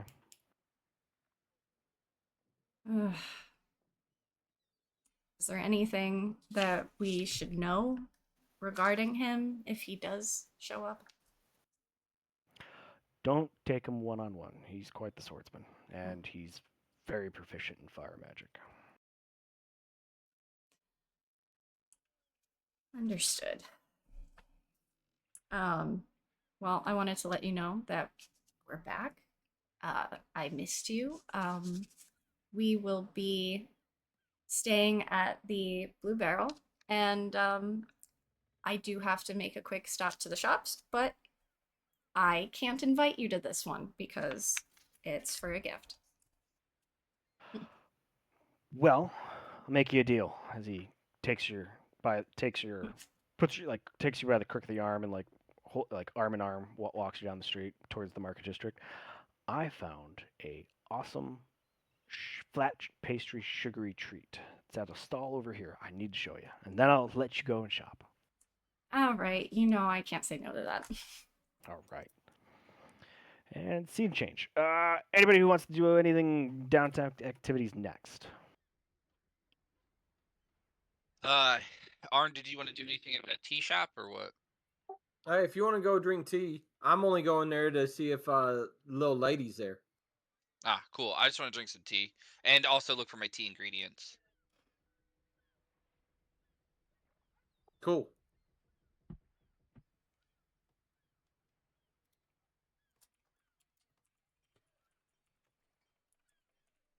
So we're going to the tea shop. All right. Roll me a So he D100. can- D100. Does he remember where it is? That's for you, buddy, not me. Yeah, I know. Also, it's a level 2 catapult spell. Oh my god, he's still gonna Just- fling him. Wanted the DM to know we've workshopped everything and looked up the weights and did all the math. I Has to be a appreciate you doing that. level 2 catapult spell. So this I'm can be not done that multiple heavy. times. That wonderful tattoo came in handy. You know what's funny is you thought about all this, but you hadn't even thought about your star medal ring and how that could work into this. Just saying. Anywho, 25 on the D100 roll. You guys go to the tea shop today on the 4th. Neither one of the girls are here, Arm. There is a new set of waitresses. Ah, more waitresses to hit on then. That's the way I'm looking at it. So I sat down. Hold it. There's a reception table. We'll wait to be seated. You get seated. The maitre it's not really like a standing hostess maitre d. They like who you come in and the nearest available waitress will swipe up and like bring you guys to an available table or one of the private booths if you want one of those. Because this is the tea shop where you get in the booth, you pull the rope, and then like it magically gives you privacy. Okay.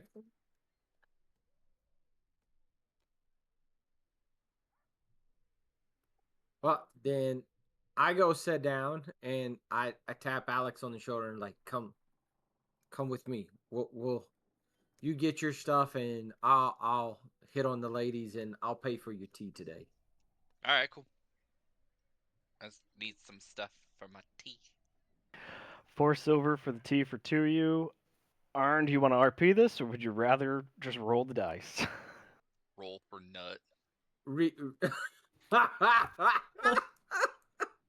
Damn, I wish I had the stream open so I could see your face. Yeah,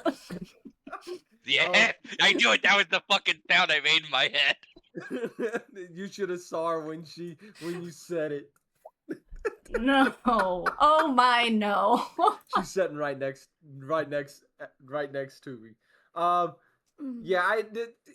You know how I'm gonna RP this, so you know. I'm gonna make a jackass of myself, like always. Let him cook. I don't think anybody wants to hear me roleplay me being a jackass again. So If you want to roleplay, I'm going to walk by with block and tackle. Block and tackle. Why? So you can see it. Listen, I'm here to poke.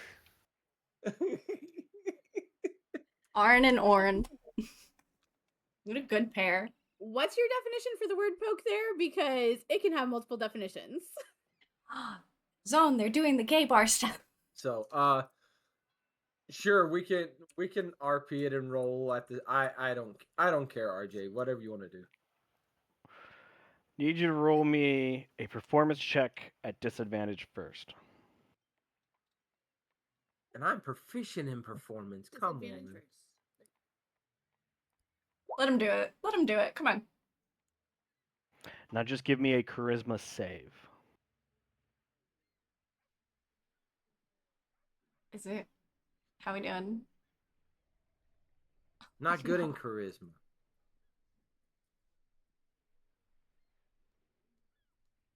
Bum ba da ba.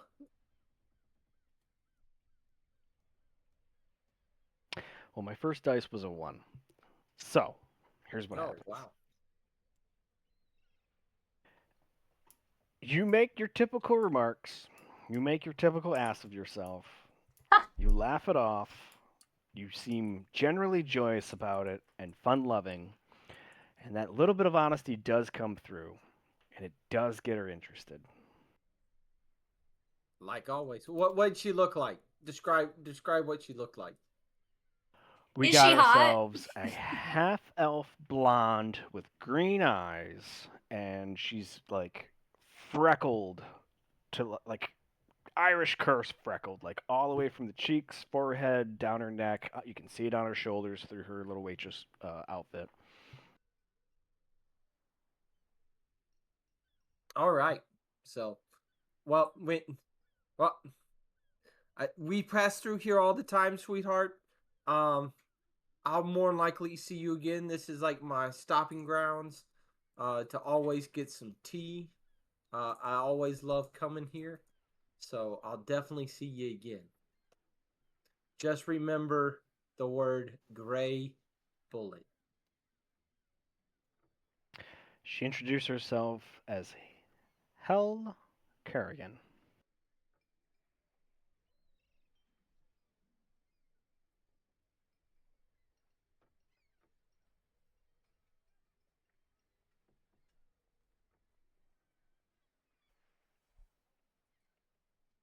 What the fuck? Oh, Bjorn, thank you All for right. cheering Well, so thank fucking you much. so Holy much, shit. sweetie. The tea's fantastic like always. We pride ourselves on our tea. You're welcome back anytime.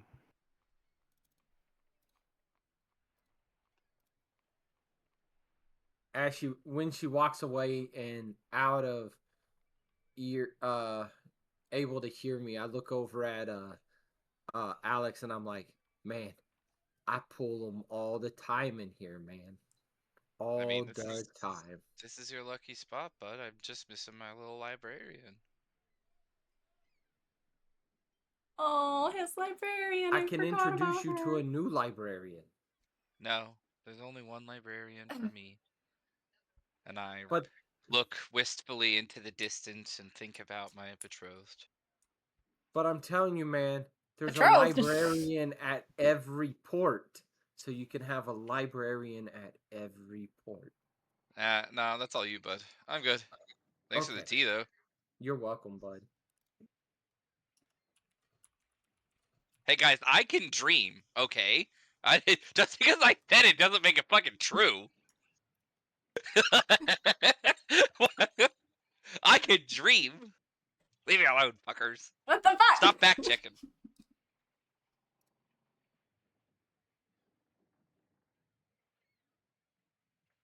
I wrote the Both name down this time so I wouldn't forget it. both ships are sitting good on food and water. They're fully repaired. You've got 98 crew on the Traveler's Shadow, 100 crew on the Masked Maiden. Farm here is doing good. No, this is not the one with the warehouse. Actually, wait, New Winfield. I don't think the farm is even developed here. We have land here? Who has it? Is that Mask? Mask. What's the crop here? Cinderberries. You do not have a developed farm here. No, but you can drop me on this island until you swing back by, and I will develop said farm for it. Yeah, Mass has got 20 acres here. Cool. I have a farm to build here, and I have a farm to build for my sister. Oh, Prim, roll me that d6. Oh, but 100 gold. done. Yeah, Prem, I sent you a message talking about the plans for your farm in Leafy. Yeah, that was so long ago. I decided on a Druid's Grove over there, but I have to get gold Perfect. to do it. So if we're gonna go bounty hunting on some people, I will be absolutely beyond stoked. Yeah, for sure. Definitely need to do some stuff. I just, don't check my Discord. I'm sorry. I'd love to help you with that, but I have to have like a formal conversation with you on that. Have the conversation now in front of. Oh. You cut out. What? You cut out. But I don't think we're in the same place because I was back on the boat. true. We can hand wave this. Yeah. Fast forward through 2 days as much as we want. You guys can just. I've just been eating lots of food. So like picture everyone doing very important things and Bertram just like anime like googly eyes just eating everything.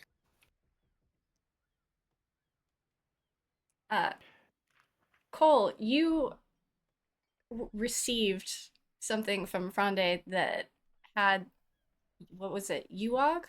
I know you're not super comfortable here in this port. However, as an acolyte of South, I feel like I should tell you that that name is very familiar in the stories of creation from Durgan here in town. So if you wanted to look up the name of that, the person that has that introductory spell stuff that you received, if you were interested. I know you're not too comfortable here though.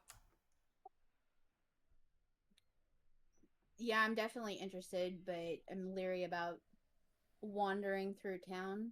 And really just kind of in this port in general. But I'd be willing to if other people were going too. I bet somebody would take you to the library. And I would kind of request one or two of the more muscly guys go with us just in case we end up in a brawl. Well, I believe Arn's the muscliest we have as well. He is a follower of Sal, just the same as I am, so.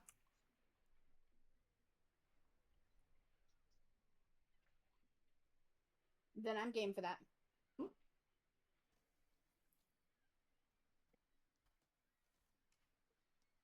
We're going to church. Take me to church. I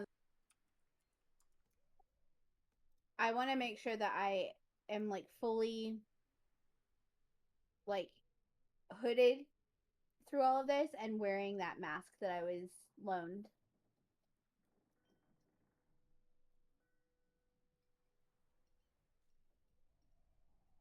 All is good.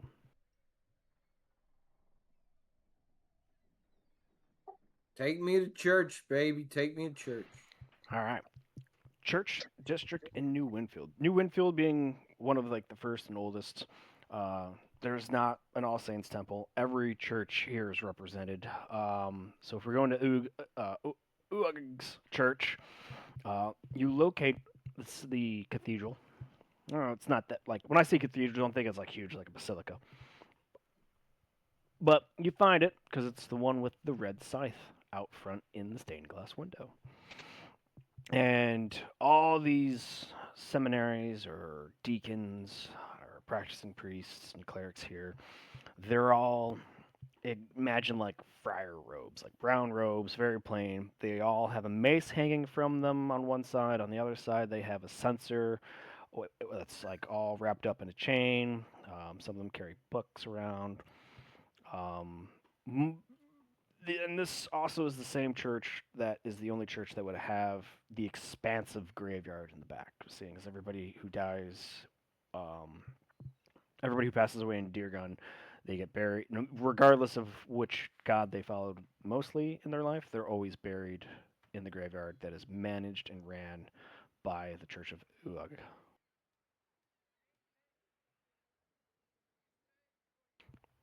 So when you guys come through up the steps and come through the door, there's nothing in session right now.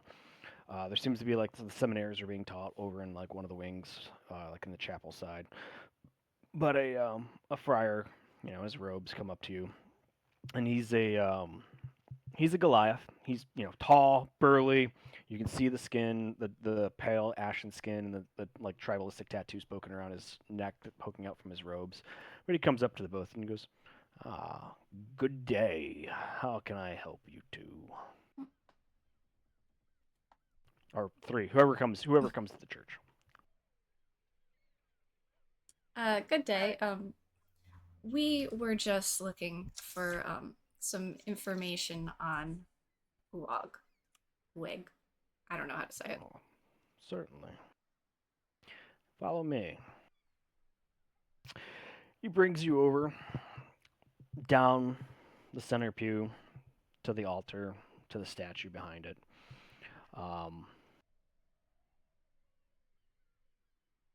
There is this like large statue. It's all stonework, but in the hands is a masterwork scythe, but it's large. It is like maybe 2 prims lengthwise. Like this would be unwieldy to anybody, like except a giant. And then even a giant's hand, it would be like a sickle. The robe of the statue is up over the face. You can't see the face of Oog. He never had a face in the mythos. But Primrose, without the roll, you would know that Oog was born from Bas. Bas being the deity of light or and/or death. And it's his duty to manage the death and preside over it all. And so this brother Goliath, briefly goes into that, a little bit of the Kurashos. He talks about the battle between the Jeweled Ones and the fight that rose with Kragda, the Chaos.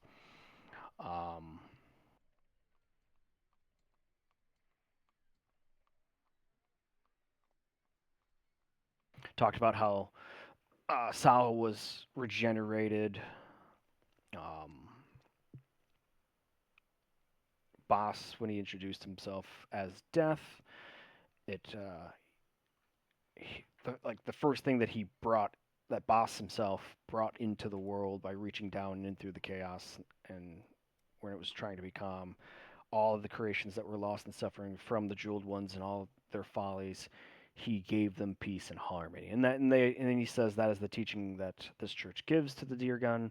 It's about finding peace at the end. It's about going past this world and being in a pleasant place, reconciling all debts and all putting beside all differences and just knowing peace for eternity. Mm.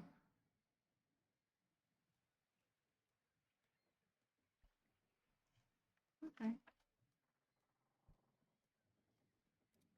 I'd probably like lean down towards Cole and say, "Is there anything specific you want to know about this person?"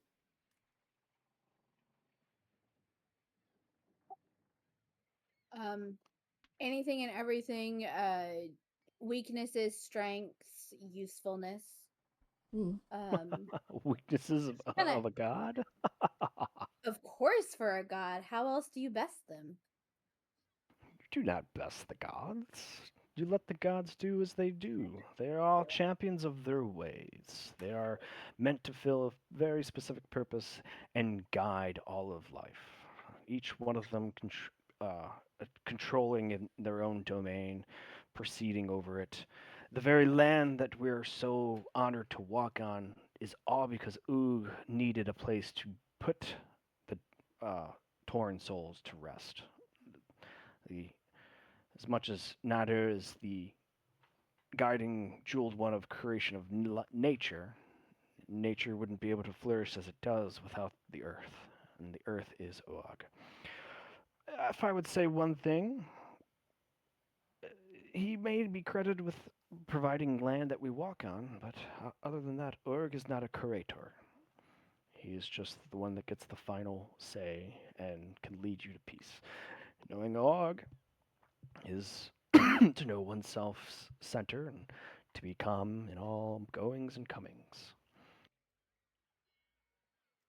Hmm.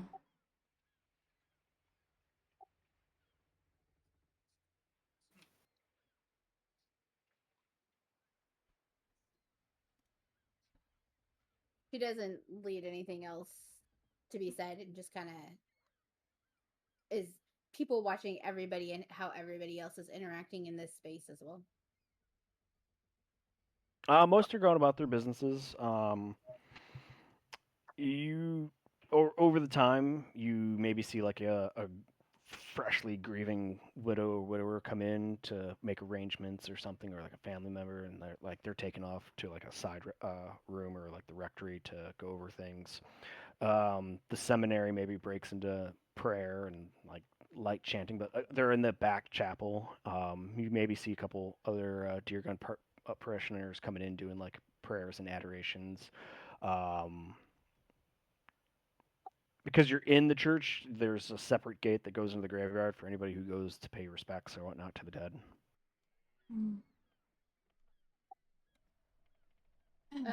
So just kind of above board, I know Cole's been given the direction to find a god to adhere to, but just from her past, she's more skeptical about accepting any deity. You don't yeah, have to worry about that here. We were talking Yeah, I was about just- Meresians. Yeah, hand on head, the Meresians, they are definitely more of the zealots towards their gods, and Right. as Shannon has said through RP of Primrose, it's when dealing with the Meresians, it's like you find a god and you're just like, yep, that's my god, and like it kind of mulls things over. They don't look at you as like an infidel. Here at Deer Gun, they're more accepting, and like you don't have to. No, they're not gonna push you. Like like this guy is literally just like dumping info. Thinks you guys are just two interested parties, and maybe don't know that much about the Deer Gun mythos. Okay, that's why I just want to make sure, because she's hearing the information and she's cataloging it, but that's as far as it's going. Like there's no buy into anything. Yeah, we're not dealing with Southern Baptists here. Thank God.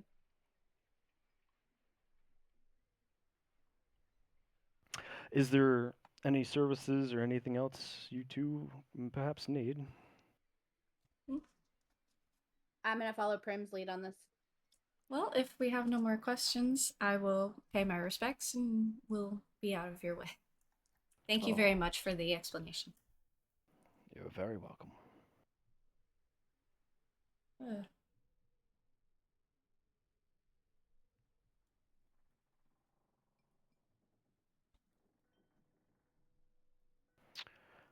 One last go around the party. Anybody has any last minute things they want to buy, chop, check? Has the guy come back to that I talked to about for some supplies? Oh, I'm sorry. I don't even what kind of supplies you're looking for? When we were here last. I'll text it to you.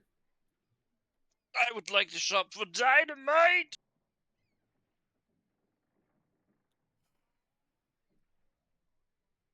For what? He's gonna Dynamite. blow us up again. Good. Dynamite is sold in 3 places. It's 25 gold a stick. I purchased 0 dynamite. Okay. Am poor.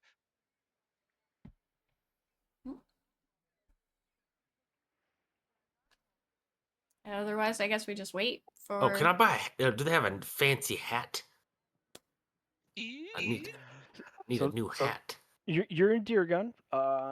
Even wealthy, fancy stuff. It's not ostentatious. Everything here is Oh, yeah. very It's like a nice hat. it's quality and Practical. durable, but like the most fancy night. Like you're looking for like huge wide brim hat. Oh no, I'm not looking for anything like ostentatious or like gaudy. I just want like a nice hat because the wool cap, the wool dome cap, or as I like to call it, Alex, the penis hat, is great, but it doesn't. I feel like people think it makes me look dumb, so I'm looking for something a little bit more quaint that will also shield my eyes from the sun. You know, like the cock cap. like a wide brim farmer's hat or like a traveler's hat that would have Like a full bushman's brim. hat. A what hat? I A, didn't hear bush, you. a bushman's hat, like a bushman's hat. You know what I'm talking about? A boonie cap. No, Yeah. He not went a from booty a cap. penis hat Not a to a boonie cap, bushman's but hat. like Holy shit. yeah, like fucking Almost a cowboy hat, but not really. yeah, the hat dunce my cap. fucking what's his name from Jurassic Park wears. Crocodile Yes, Dundee. clever girl. That's one. Yes. A straw hat. Nope, Nope. not straw. This will be durable leather. And you said a nice hat. Or you know, Leather or felt, it is fine. yeah, you'll get like a hide hat, but then like since you want a little high quality, it will have like a leather band around Oh, the yes. inside. I Felt like it. leather, and it's nice. You even go to the place where they will size it to your head and it be ready for you the next day. Okay, that's very nice. I love it. 8 silver. Oh my god. No, that's fine. I have a new hat.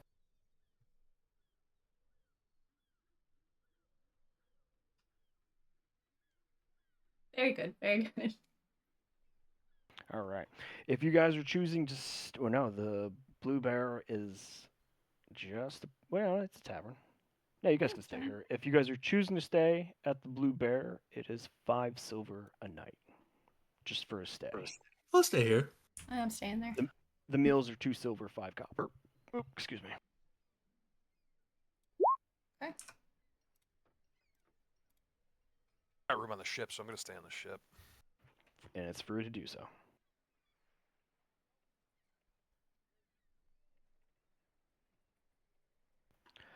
Ah, fuck. Gwyn can't communicate. VC, we're going to retcon some stuff Yeah, later I on, can. okay? Oh, you can talk! Yeah, my internet decided to stop being shit all of a sudden. Over the course of the 2 days, where do you primarily keep yourself? On the ship. He and I are studying adjacently. Some would even say together. I didn't want to imply too much there. Oh no. Oh, friends.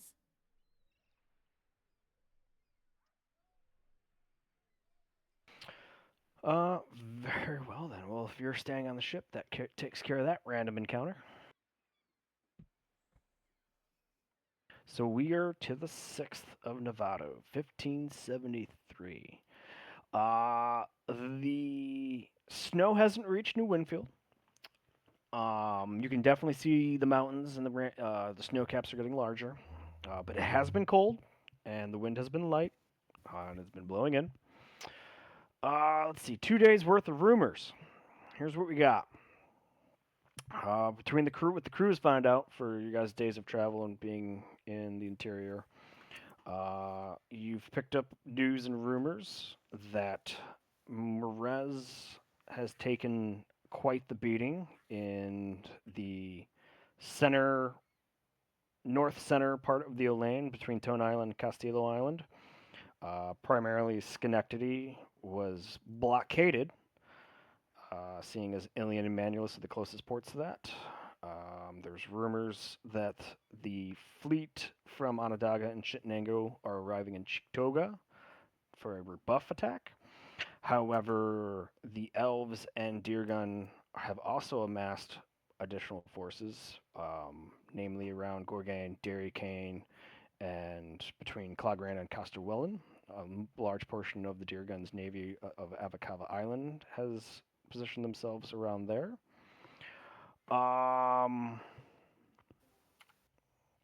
News of the Sea Fortress by Daggertooth Island is starting to reach this island.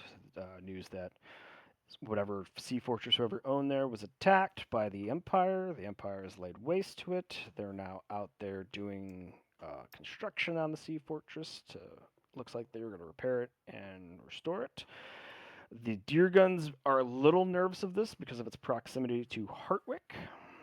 And let's see, what else did you guys learn? And Devon is in Athlone Island, and he is recruiting.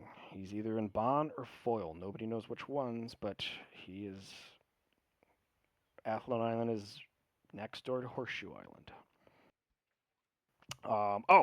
And as a result of what you guys done at the fortress, yes, it seems like the eastern seas of the Olane are like there has been no undead ship attacks over there. However, everywhere else, undead ships are still popping up and harassing ships. Not often, but like occasionally. Like maybe like 6% of all ships on trade lines. Maybe like one of somebody gets hit and either they're not heard of from again or they make it limp into port, all damaged. Talking about being attacked by undead ships powered by ethereal winds.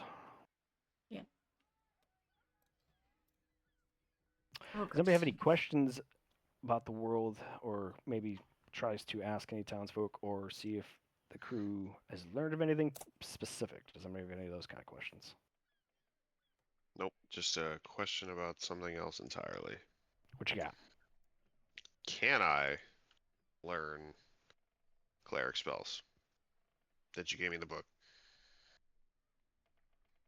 Yeah, why not? Isn't that the whole shtick of wizards? Like, as long as you find the spell scroll or the spell, you can learn it? I'm just making sure, so when I fucking cast it, you're not like, I didn't tell you. Sorry, you said it was 5 I silver thought he pieces had to and be you a got divine. left I place? thought you had to do be the divine caster for that one. That's why I'm asking. From the fourth floor. There's stuff about it. Oh, he's a wizard, all right. Holy shit, the What the captain's here. fuck? You didn't see him come into the Discord? I was totally asking about. Don't do that. You'll only be disappointed. So it has to be a wizard spell. Wizards can't just learn everything. Yeah. Right. Fuck. All right, I'll give you I'll Quick flip some retcon? stuff It's up fine. then. Some of it can be useless. I'm okay with that. Okay. I was gonna didn't say wanna- Cole's good with that too, because just because she can't do it doesn't mean she can't utilize that information. at Yeah, some I can point. rip it out and still fucking cast it from a spell scroll. Just, only once. Okay, perfect. So that was a smart idea that I made him spell scroll able. Yeah, Okay. yeah, totally on purpose. No mistakes from the DM ever. Great, great. Shit. Mask, you playing? No, I'm only on for a very short while, but I wanted to come in and at least listen. Oh man. Has everybody I told you about can't the have auto captain? fun. Is it just the pop-up version, like the cardboard cutout version? No, it's the Have blow you ever up seen version. Airplane? Yes. The autopilot is Love the it. auto captain. It is a blow up version of you. Doesn't look so amorphous blob. It's actually got some kind of shape and form to it. The mask looks kind of patchwork, but it does also have a voice box that's sort of mechanical. Somebody better be feeding and scritching Mr. Jiggums. Mr. Jiggums often hangs out at the feet of the auto captain. Oh, If he's not playing catch with his hat. hat. Classic. But all right, the 6th. So we've got Gwyn staying on the ship and Orn staying on the ship. Cole, do you stay on the ship or do you stay in the Blue Bear?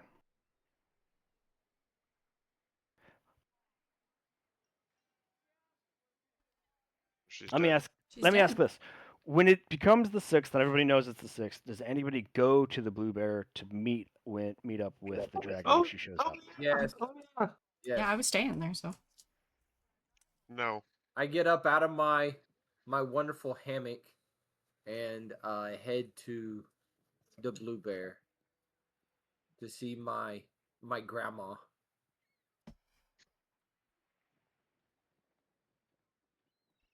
All right. In the breakfast of the Blue Bear, there outside there seems to be like a small crash, a couple gasps, and then you hear like a nice old lady voice, like, "Oh, let me help you with that. Oh, I saw this happen. Oh, thank you so. Oh, please don't hurt yourself. Oh, I can take care of myself." And like a couple other commotions. Sounds like a wagon gets fixed, and they're like, "Oh, thank you very much, ma'am. Oh, what could you refine? Oh, it's all right. It's all right." And after moments after that, Fonde enters the tavern. Hey. And then she sees you all sitting and she waves like a grandma seeing like a bunch of her children, like, "Oh," and she comes walking over and she sits down at the table and she goes, "Oh, good morning, everybody." Good Hello, morning. are you excited? Do you Morning. like it here? Ah, the deer gunnings are quite nice. Most of them are really real pleasant. It is nice here.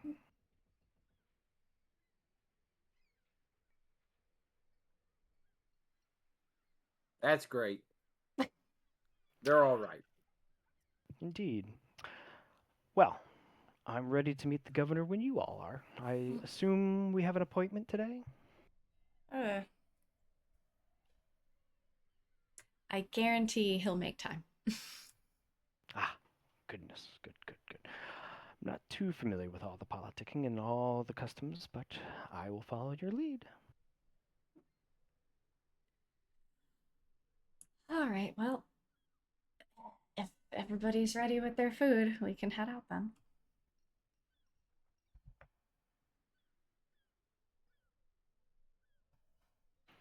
Walking through town, heading to the town hall, greeted by the hall boy. He recognizes you, and uses the formality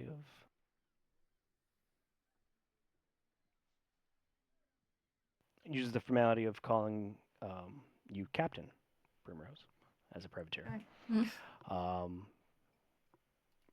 takes your calling card, leads you guys up the stairs.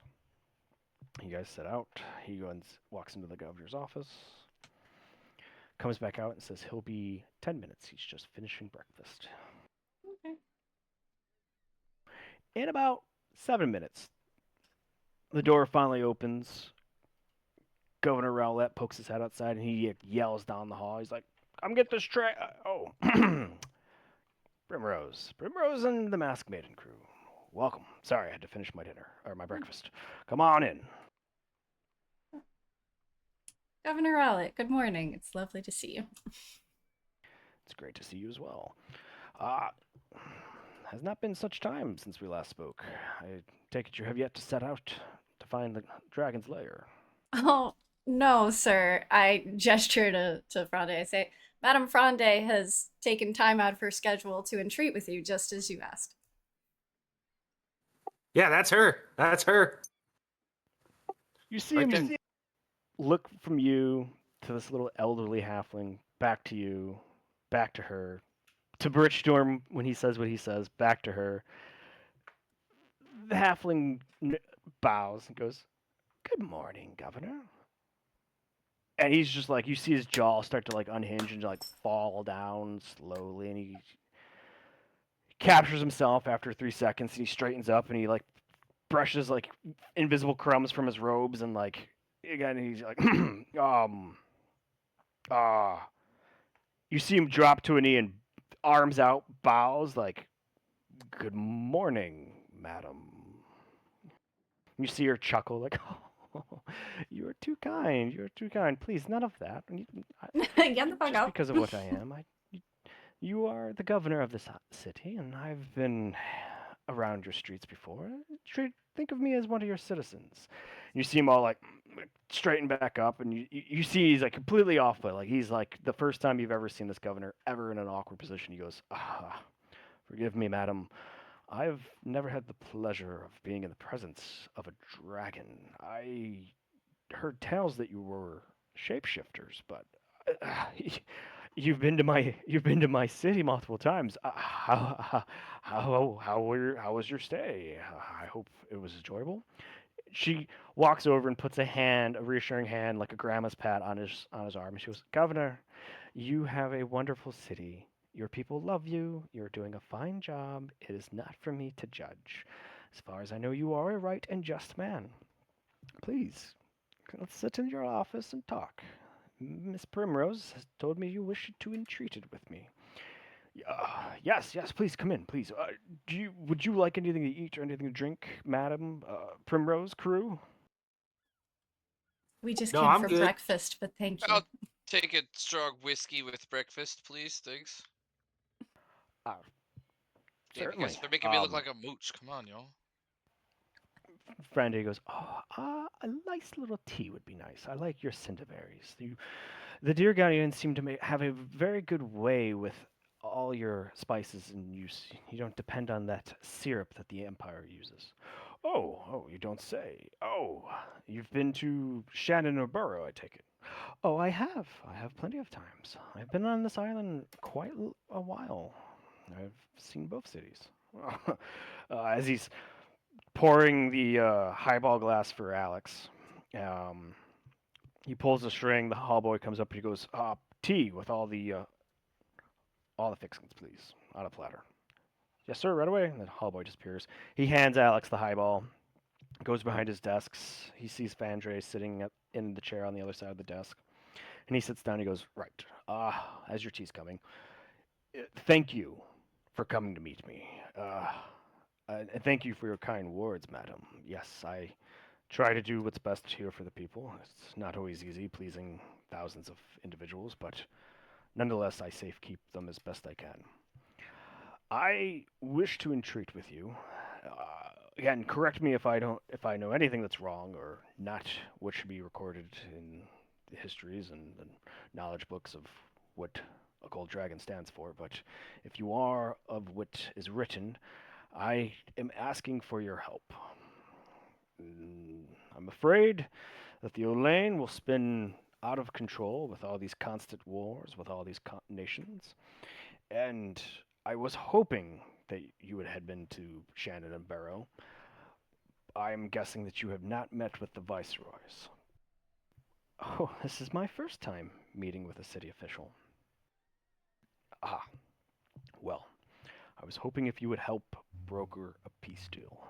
I want to unite the island of Celadon Shores as a start. I don't know what that's going to take, but my theory here is if a gold dragon leads this, perhaps they will be swayed. You see her like lean on her, like she puts an elbow on one of the armrests and she like leans her head on her hand and she looks at him thoughtfully and she goes, "Governor, am I to understand you correctly that you wish a gold dragon to negotiate an alliance between your republic and the Empire?" And he like looks around the room as if like that's it. He goes, "Precisely."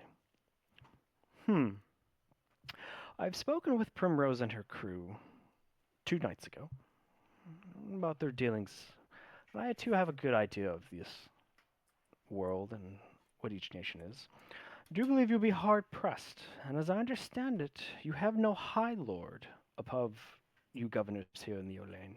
You always have to reach back to Kotorsa to have the High Lords decide any widespread changes. How do you think they're going to entertain this idea? He looks a little abashed, and he's like, like he's been caught off like on the back foot this entire conversation. He goes on to talk about how it's been high time that the governors of the Deargunian cities here in the Olain need either their own High Lord appointed above them for matters that pertain to the Olain and Olain business, and the delay of sending word back to the home continent to get the High Lords to deliberate and then return back with a response or a decree is taking too long. You guys have been in New Winfield plenty of times that you know that there are street criers who talk about this almost on the daily. And then he proclaims that I think if we were able to broker this alliance with you at the helm of it, it would move for a striking of appointing perhaps me as High Lord of the Olain. And her eyes go up in surprise. And she goes, "Okay, Well, that's your side of your nation, but now you have something to consider about the Empire. Do you think the Queen will allow such a uniting thing? As far as I know, the Queen is very set on her ways of policing these waters. Do you think the Empire would just let this alliance happen and share the power of a supposed High Lord of the Olain and what the Empire's interests are in these islands? He goes, that is precisely the politicking I hoped to help your wisdom and guidance in brokering this alliance. She looks back, leans her head up a little bit. She goes, I wondered. And then she looks over to Primrose and says, Child, you're from Tiergan. What do you think?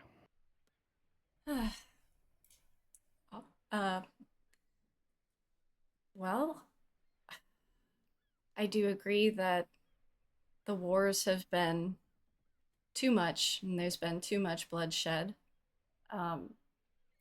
And as a Durgunian, but more importantly, as someone from the Celadon Shores, I would love to see this place united, but I don't think it should be under one person. I think it should be a council so that all voices can be heard.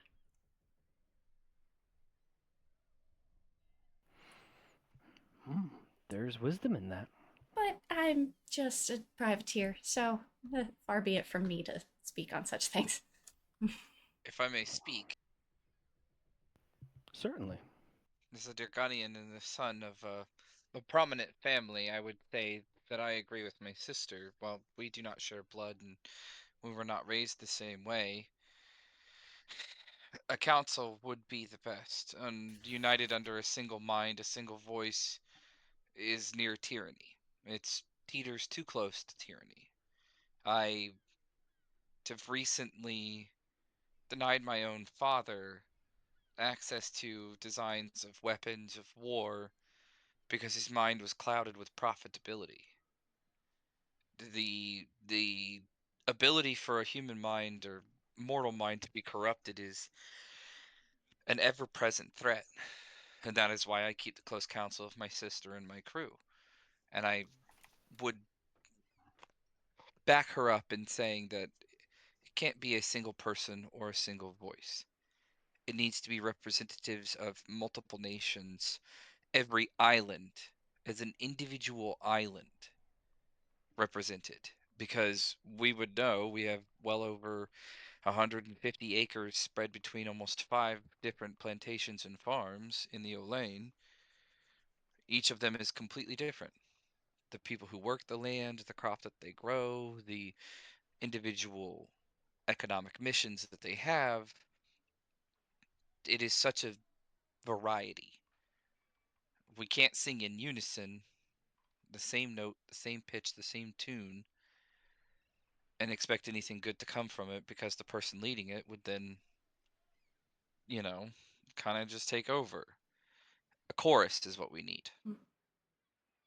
Also, if you go by the idea that Governor Rowlett, you would be a High Lord here, I highly doubt you would even get so far as to have a proper truce with the Shannon or Barrow, because the bloodline, I don't think they would listen to you. As a Durgunian in my past life and traveling the Olain, none of the countries will listen to anybody. I don't think a truce will ever come. Y'all can try, but I don't think it will ever happen. Well, don't be so gloom and doom about it. I do believe that, especially after the last war has found its truce, that people are looking for the quiet of peace times again. And I do think they would be open to it. We've spoken with both viceroys of Barrow and Shannon before, and they are very kind people who want to listen. And I think there's a way, but not under one leader. Wanting to listen and actually doing it are two different things. And all these countries have different beliefs and everything, and they're never going to see eye to eye, so nothing is ever going to come of a piece of any type of talk that No, would come. no.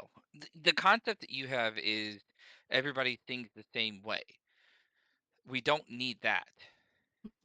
It's not about getting everybody to do the same thing.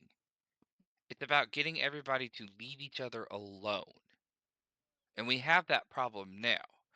The Deargunians have their ports, and the Cran have their ports, and nobody wants to fuck with the Meresians because they're whatever. Just leave each other alone. Alex, Yeah, please don't leave swear in each front of Grande. I apologize to both of you. Yeah. It's very frustrating because we all too often mistake the concept of peace for conformity. Peace is not conformity. Peace is allowing each other to exist without interrupting each other. If we have a common enemy that unites us, a common threat, a common reason to keep that peace, which is the hey, leave me alone, I think that that is the possible angle that we need to take. But Well, they do understand have a common enemy they need to currently understand under that the Oberon. common enemy outweighs the concept of conformity and that nobody wants each other to conform to the other's thoughts. The only people I would say that are difficult to get on that train, on that ship, would be the Meresian, because the Meresian are such zealot that they believe that if you're not for us, you're against us. If you do not follow our faith, then you are, a heathen. Yes, and might be a problem for another time because we Another don't have to worry about a Meresian port here on Celadon Shores. So let's get everybody together and talk about leaving each other alone. The governor speaks up first. All good points. All valid points. Let me add that the initial idea was to see if it would be possible to broker such an alliance with the Empire, with Shannon and Barrow, and then the next step, if successful, would to visit Numako Island. The both Republic of Deargun and Cran have just entered into a peace and treaty.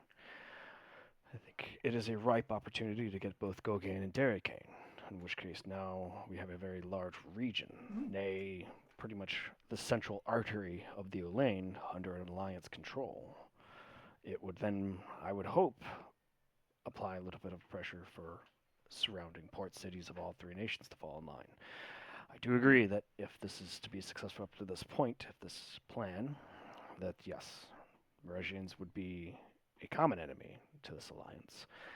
I do not relish the idea of going to complete war with the Meresians. As you've mentioned, letting others be who they are. When we took down Dara, we did not subject the elves there to Deargunian religion. We allowed them to have their churches. We allowed them to keep their businesses. We just changed the way the city was quite run in the way our republic runs. The aristocracy of the Grand prevented that weakness, that failing of the previous magistrate to allow slavery, and we, of course, outlaw that in Deargun. Supposedly it's outlawed in Cran, but it's, as you saw, the magistrate was allowing it. I would like to revisit the point of me being a High Lord here in the Olaine. It wouldn't be High Lord over the Alliance. And let me be frank. When I'm asking of Madame Fande here to help broker the Alliance, I want her at the head of the Alliance.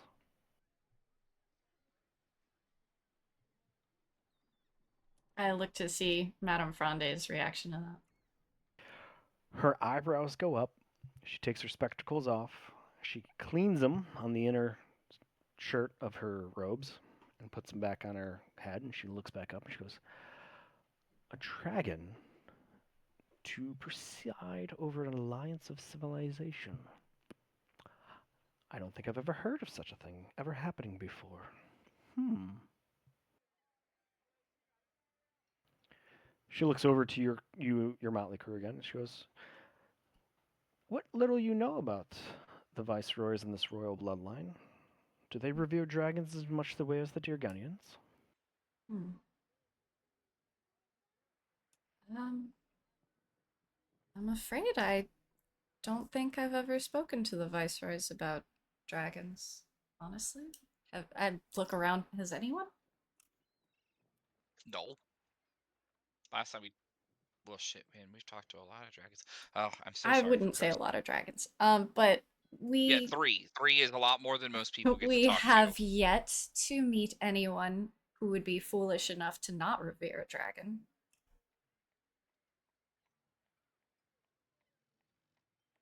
Aside from Desvan, he doesn't count.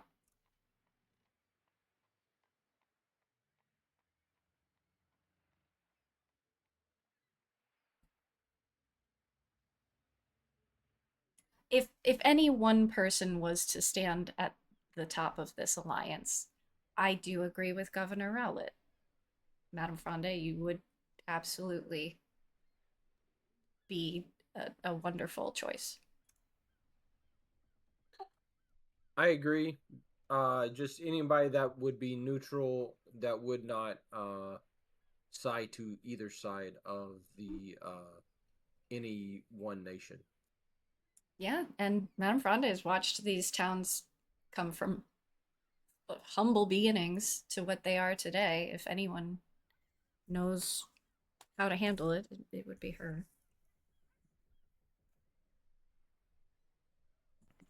Wise points. Governor, what you're asking is to bring Dragonkind more to the forefront of guiding your civilization, all civilizations. This would entreat challenge, as all great strengths display, even even opposing ideas are always there to meet the challenge of that strength.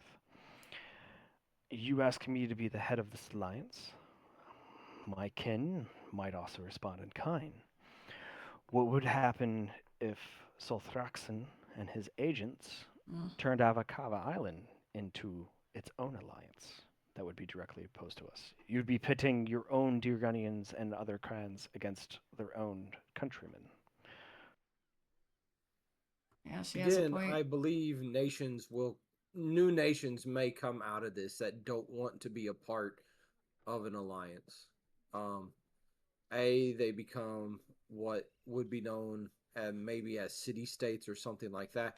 But that's on their own choice, letting people live the way that they want to live, so if they want to not live under Cran rule and the city votes to not be a part of Cran or not be a part of Dirgunny anymore, let them vote on their own. And if they decide to pull away, then maybe pay a tax to pull away from that country and become a country of their own.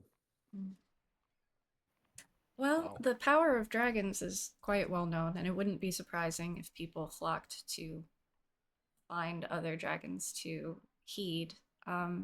Perhaps the idea of a council to start with the silent advising of a gold dragon to lead us in a lawful manner. And as a silent advisor, it wouldn't be seen as a threat by saying that we're led by someone so powerful, perhaps? Now, this is where I ask for a group check from everybody. Everybody roll me their persuasion check. Ugh. Oh, God, why'd you have to ask for the one I'm not good at? Well, good luck, everybody. I'm just here to help.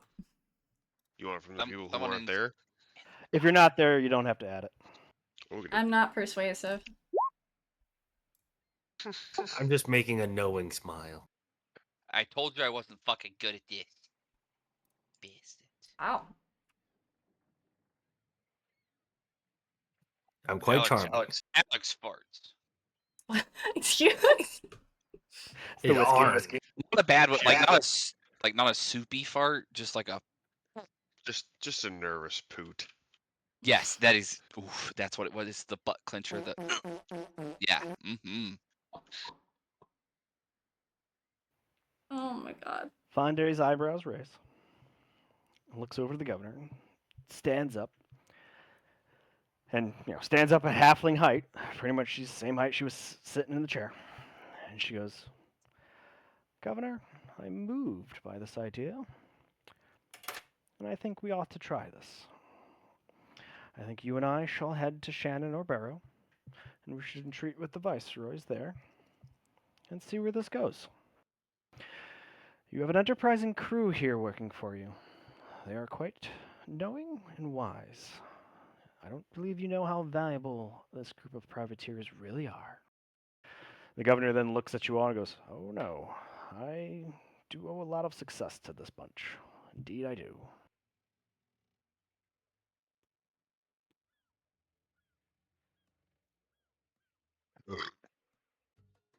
Oh no! Oh shit! Thanks for all playing tonight. I hope you enjoyed it. No. Heavy. Fantastic. More peace treaties, yay! Yay. I'm just letting you know, if this imposes on anybody's freedom or anything, I am totally against this. And I will do everything in my power to destroy it. Wait, why? If it imposes against people's freedom and free will, I am all against this. I'm not for this treaty. Dude, that was literally the whole point I was making the entire Yeah, I time. know, and that's what I was making as well. And so, Your just- point was you didn't make a point. Your point was everybody's different. They don't want to get along. but they don't. At the very end, I said, Fuck, we know they don't. That's why there's 4 different nations.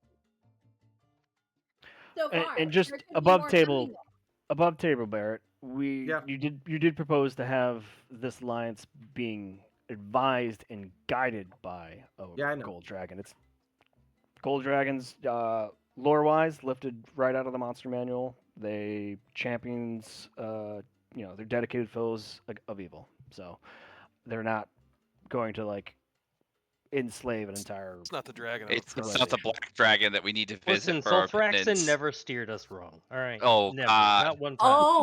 Oh my One. god, no. The literal first quest from him was commit genocide against my followers because they annoy me. Yeah, I'm they bored kind of them. deserved They it, need though. to I mean, die. did you just look at it? No! Oh my I god. disagree, and we did do the genocide. I'm just I saying. hate And he paid us and let us go. I mean, Lots it's a of fair business money. transaction. He boosted our campaign. Yeah, I still exactly. feel guilty about that. He paid us, almost like we were a country getting paid to assassinate a whole nother place. Topple governments. Regime changes. Also, I do have a quest to go Are back we and the talk to him. CIA? Yes. Yes. We run drugs. We topple government. Drugs! You When do don't we- know. When do we run drugs? What? There's a lot of Topocaine's- whispers through the Topocaine's deep. Yeah, a drug. Tomocane. Yeah, how I many tell people do you- we get addicted on that? You are Rob's currently in cat is probably possession of 90% a purple. brick of Baldo. I at thought they got rid of the Baldo. Also, yes. Oh, yeah. Birch, do you still have the drugs? The drugs? Oh, yes. Oh no, I thought There you are got rid slightly of less it. than there Yes. were yesterday. Yes. Did you want some? It was no hesitation. It was, drugs? Yes. Yes. hey, Yeah, I can give you some drugs. No. I'm all for Keep that running these shit away. drugs and selling these drugs. You I guys need to I'm give just Arya against the me drugs. taking- don't I'm just- want that. I'm against me taking them, though. Peace treaty forgers gone drug dealer. Yeah. Hell yeah. It's like, man. do whatever. Just don't touch the kids. Yeah. Oh, hey, by the No way, I will slaves. not be here next Thursday either. So Oh, Saddest we're of all the missing Orin pandas. and Arn. Yeah. We also will not be here on the 30th, most likely. Oh shit. that's Was that the Thanksgiving Wednesday? Okay, so for the rest of the month. Halloween. No, that's the day Oh. before Halloween. that's Just in case anyone's surprised, I will also probably not be here. Shh. We Thanks just for the love heads when up. you show up. We don't anticipate seeing you, but we love when you show up. If we're gonna do this, then November 26th, I hope that no one is there because they'll all be at my house. So what I'm said- hearing is we're going on hiatus for 2 weeks until November 6th. Is that what I'm hearing? That's- okay if we have to. I hope not. I will. We will not be there. You're trying to kill my wife? Yeah. No. You want her to die? No. Yeah. That's why I need you all to decide. Are we going to play 20 on the 23rd and have absences? Because it's totally okay. I'm good for the 23rd. I'm As always the person available. who's never here, I will actually be here. All right, So good. we'll still have 5 people. Okay. Yeah, Yeah. we'll have 5. The 23rd, he just won't. Yeah, Oh, I we'll just have won't everyone but participate. Barrett. Alright, So yeah, well then fuck we're off. good. Yeah, scared me. Then we will play the 23rd. Rob, I need to ask you regular questions about this Uh-huh. wizarding stuff. Here, wizard. All right, I'm headed Yep. out. GG, So thanks for friends. playing, guys. Talk to you later. See y'all in a week. Thanks for playing, Bye, Steve. bitches. Fun, fun, fun.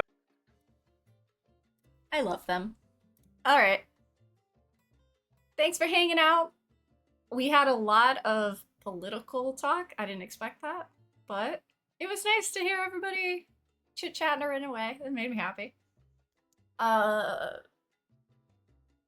We did that. What is next on the roster? Dang. We have to go after Devon.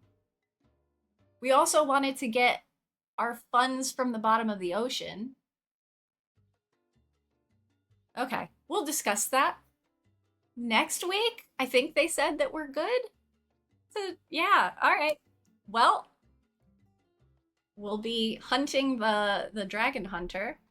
And yeah, I hope to see you on Thursday at 6:30 p.m. EST for more swashbuckling. And we'll see how it goes. Good night, everybody. Bye-bye.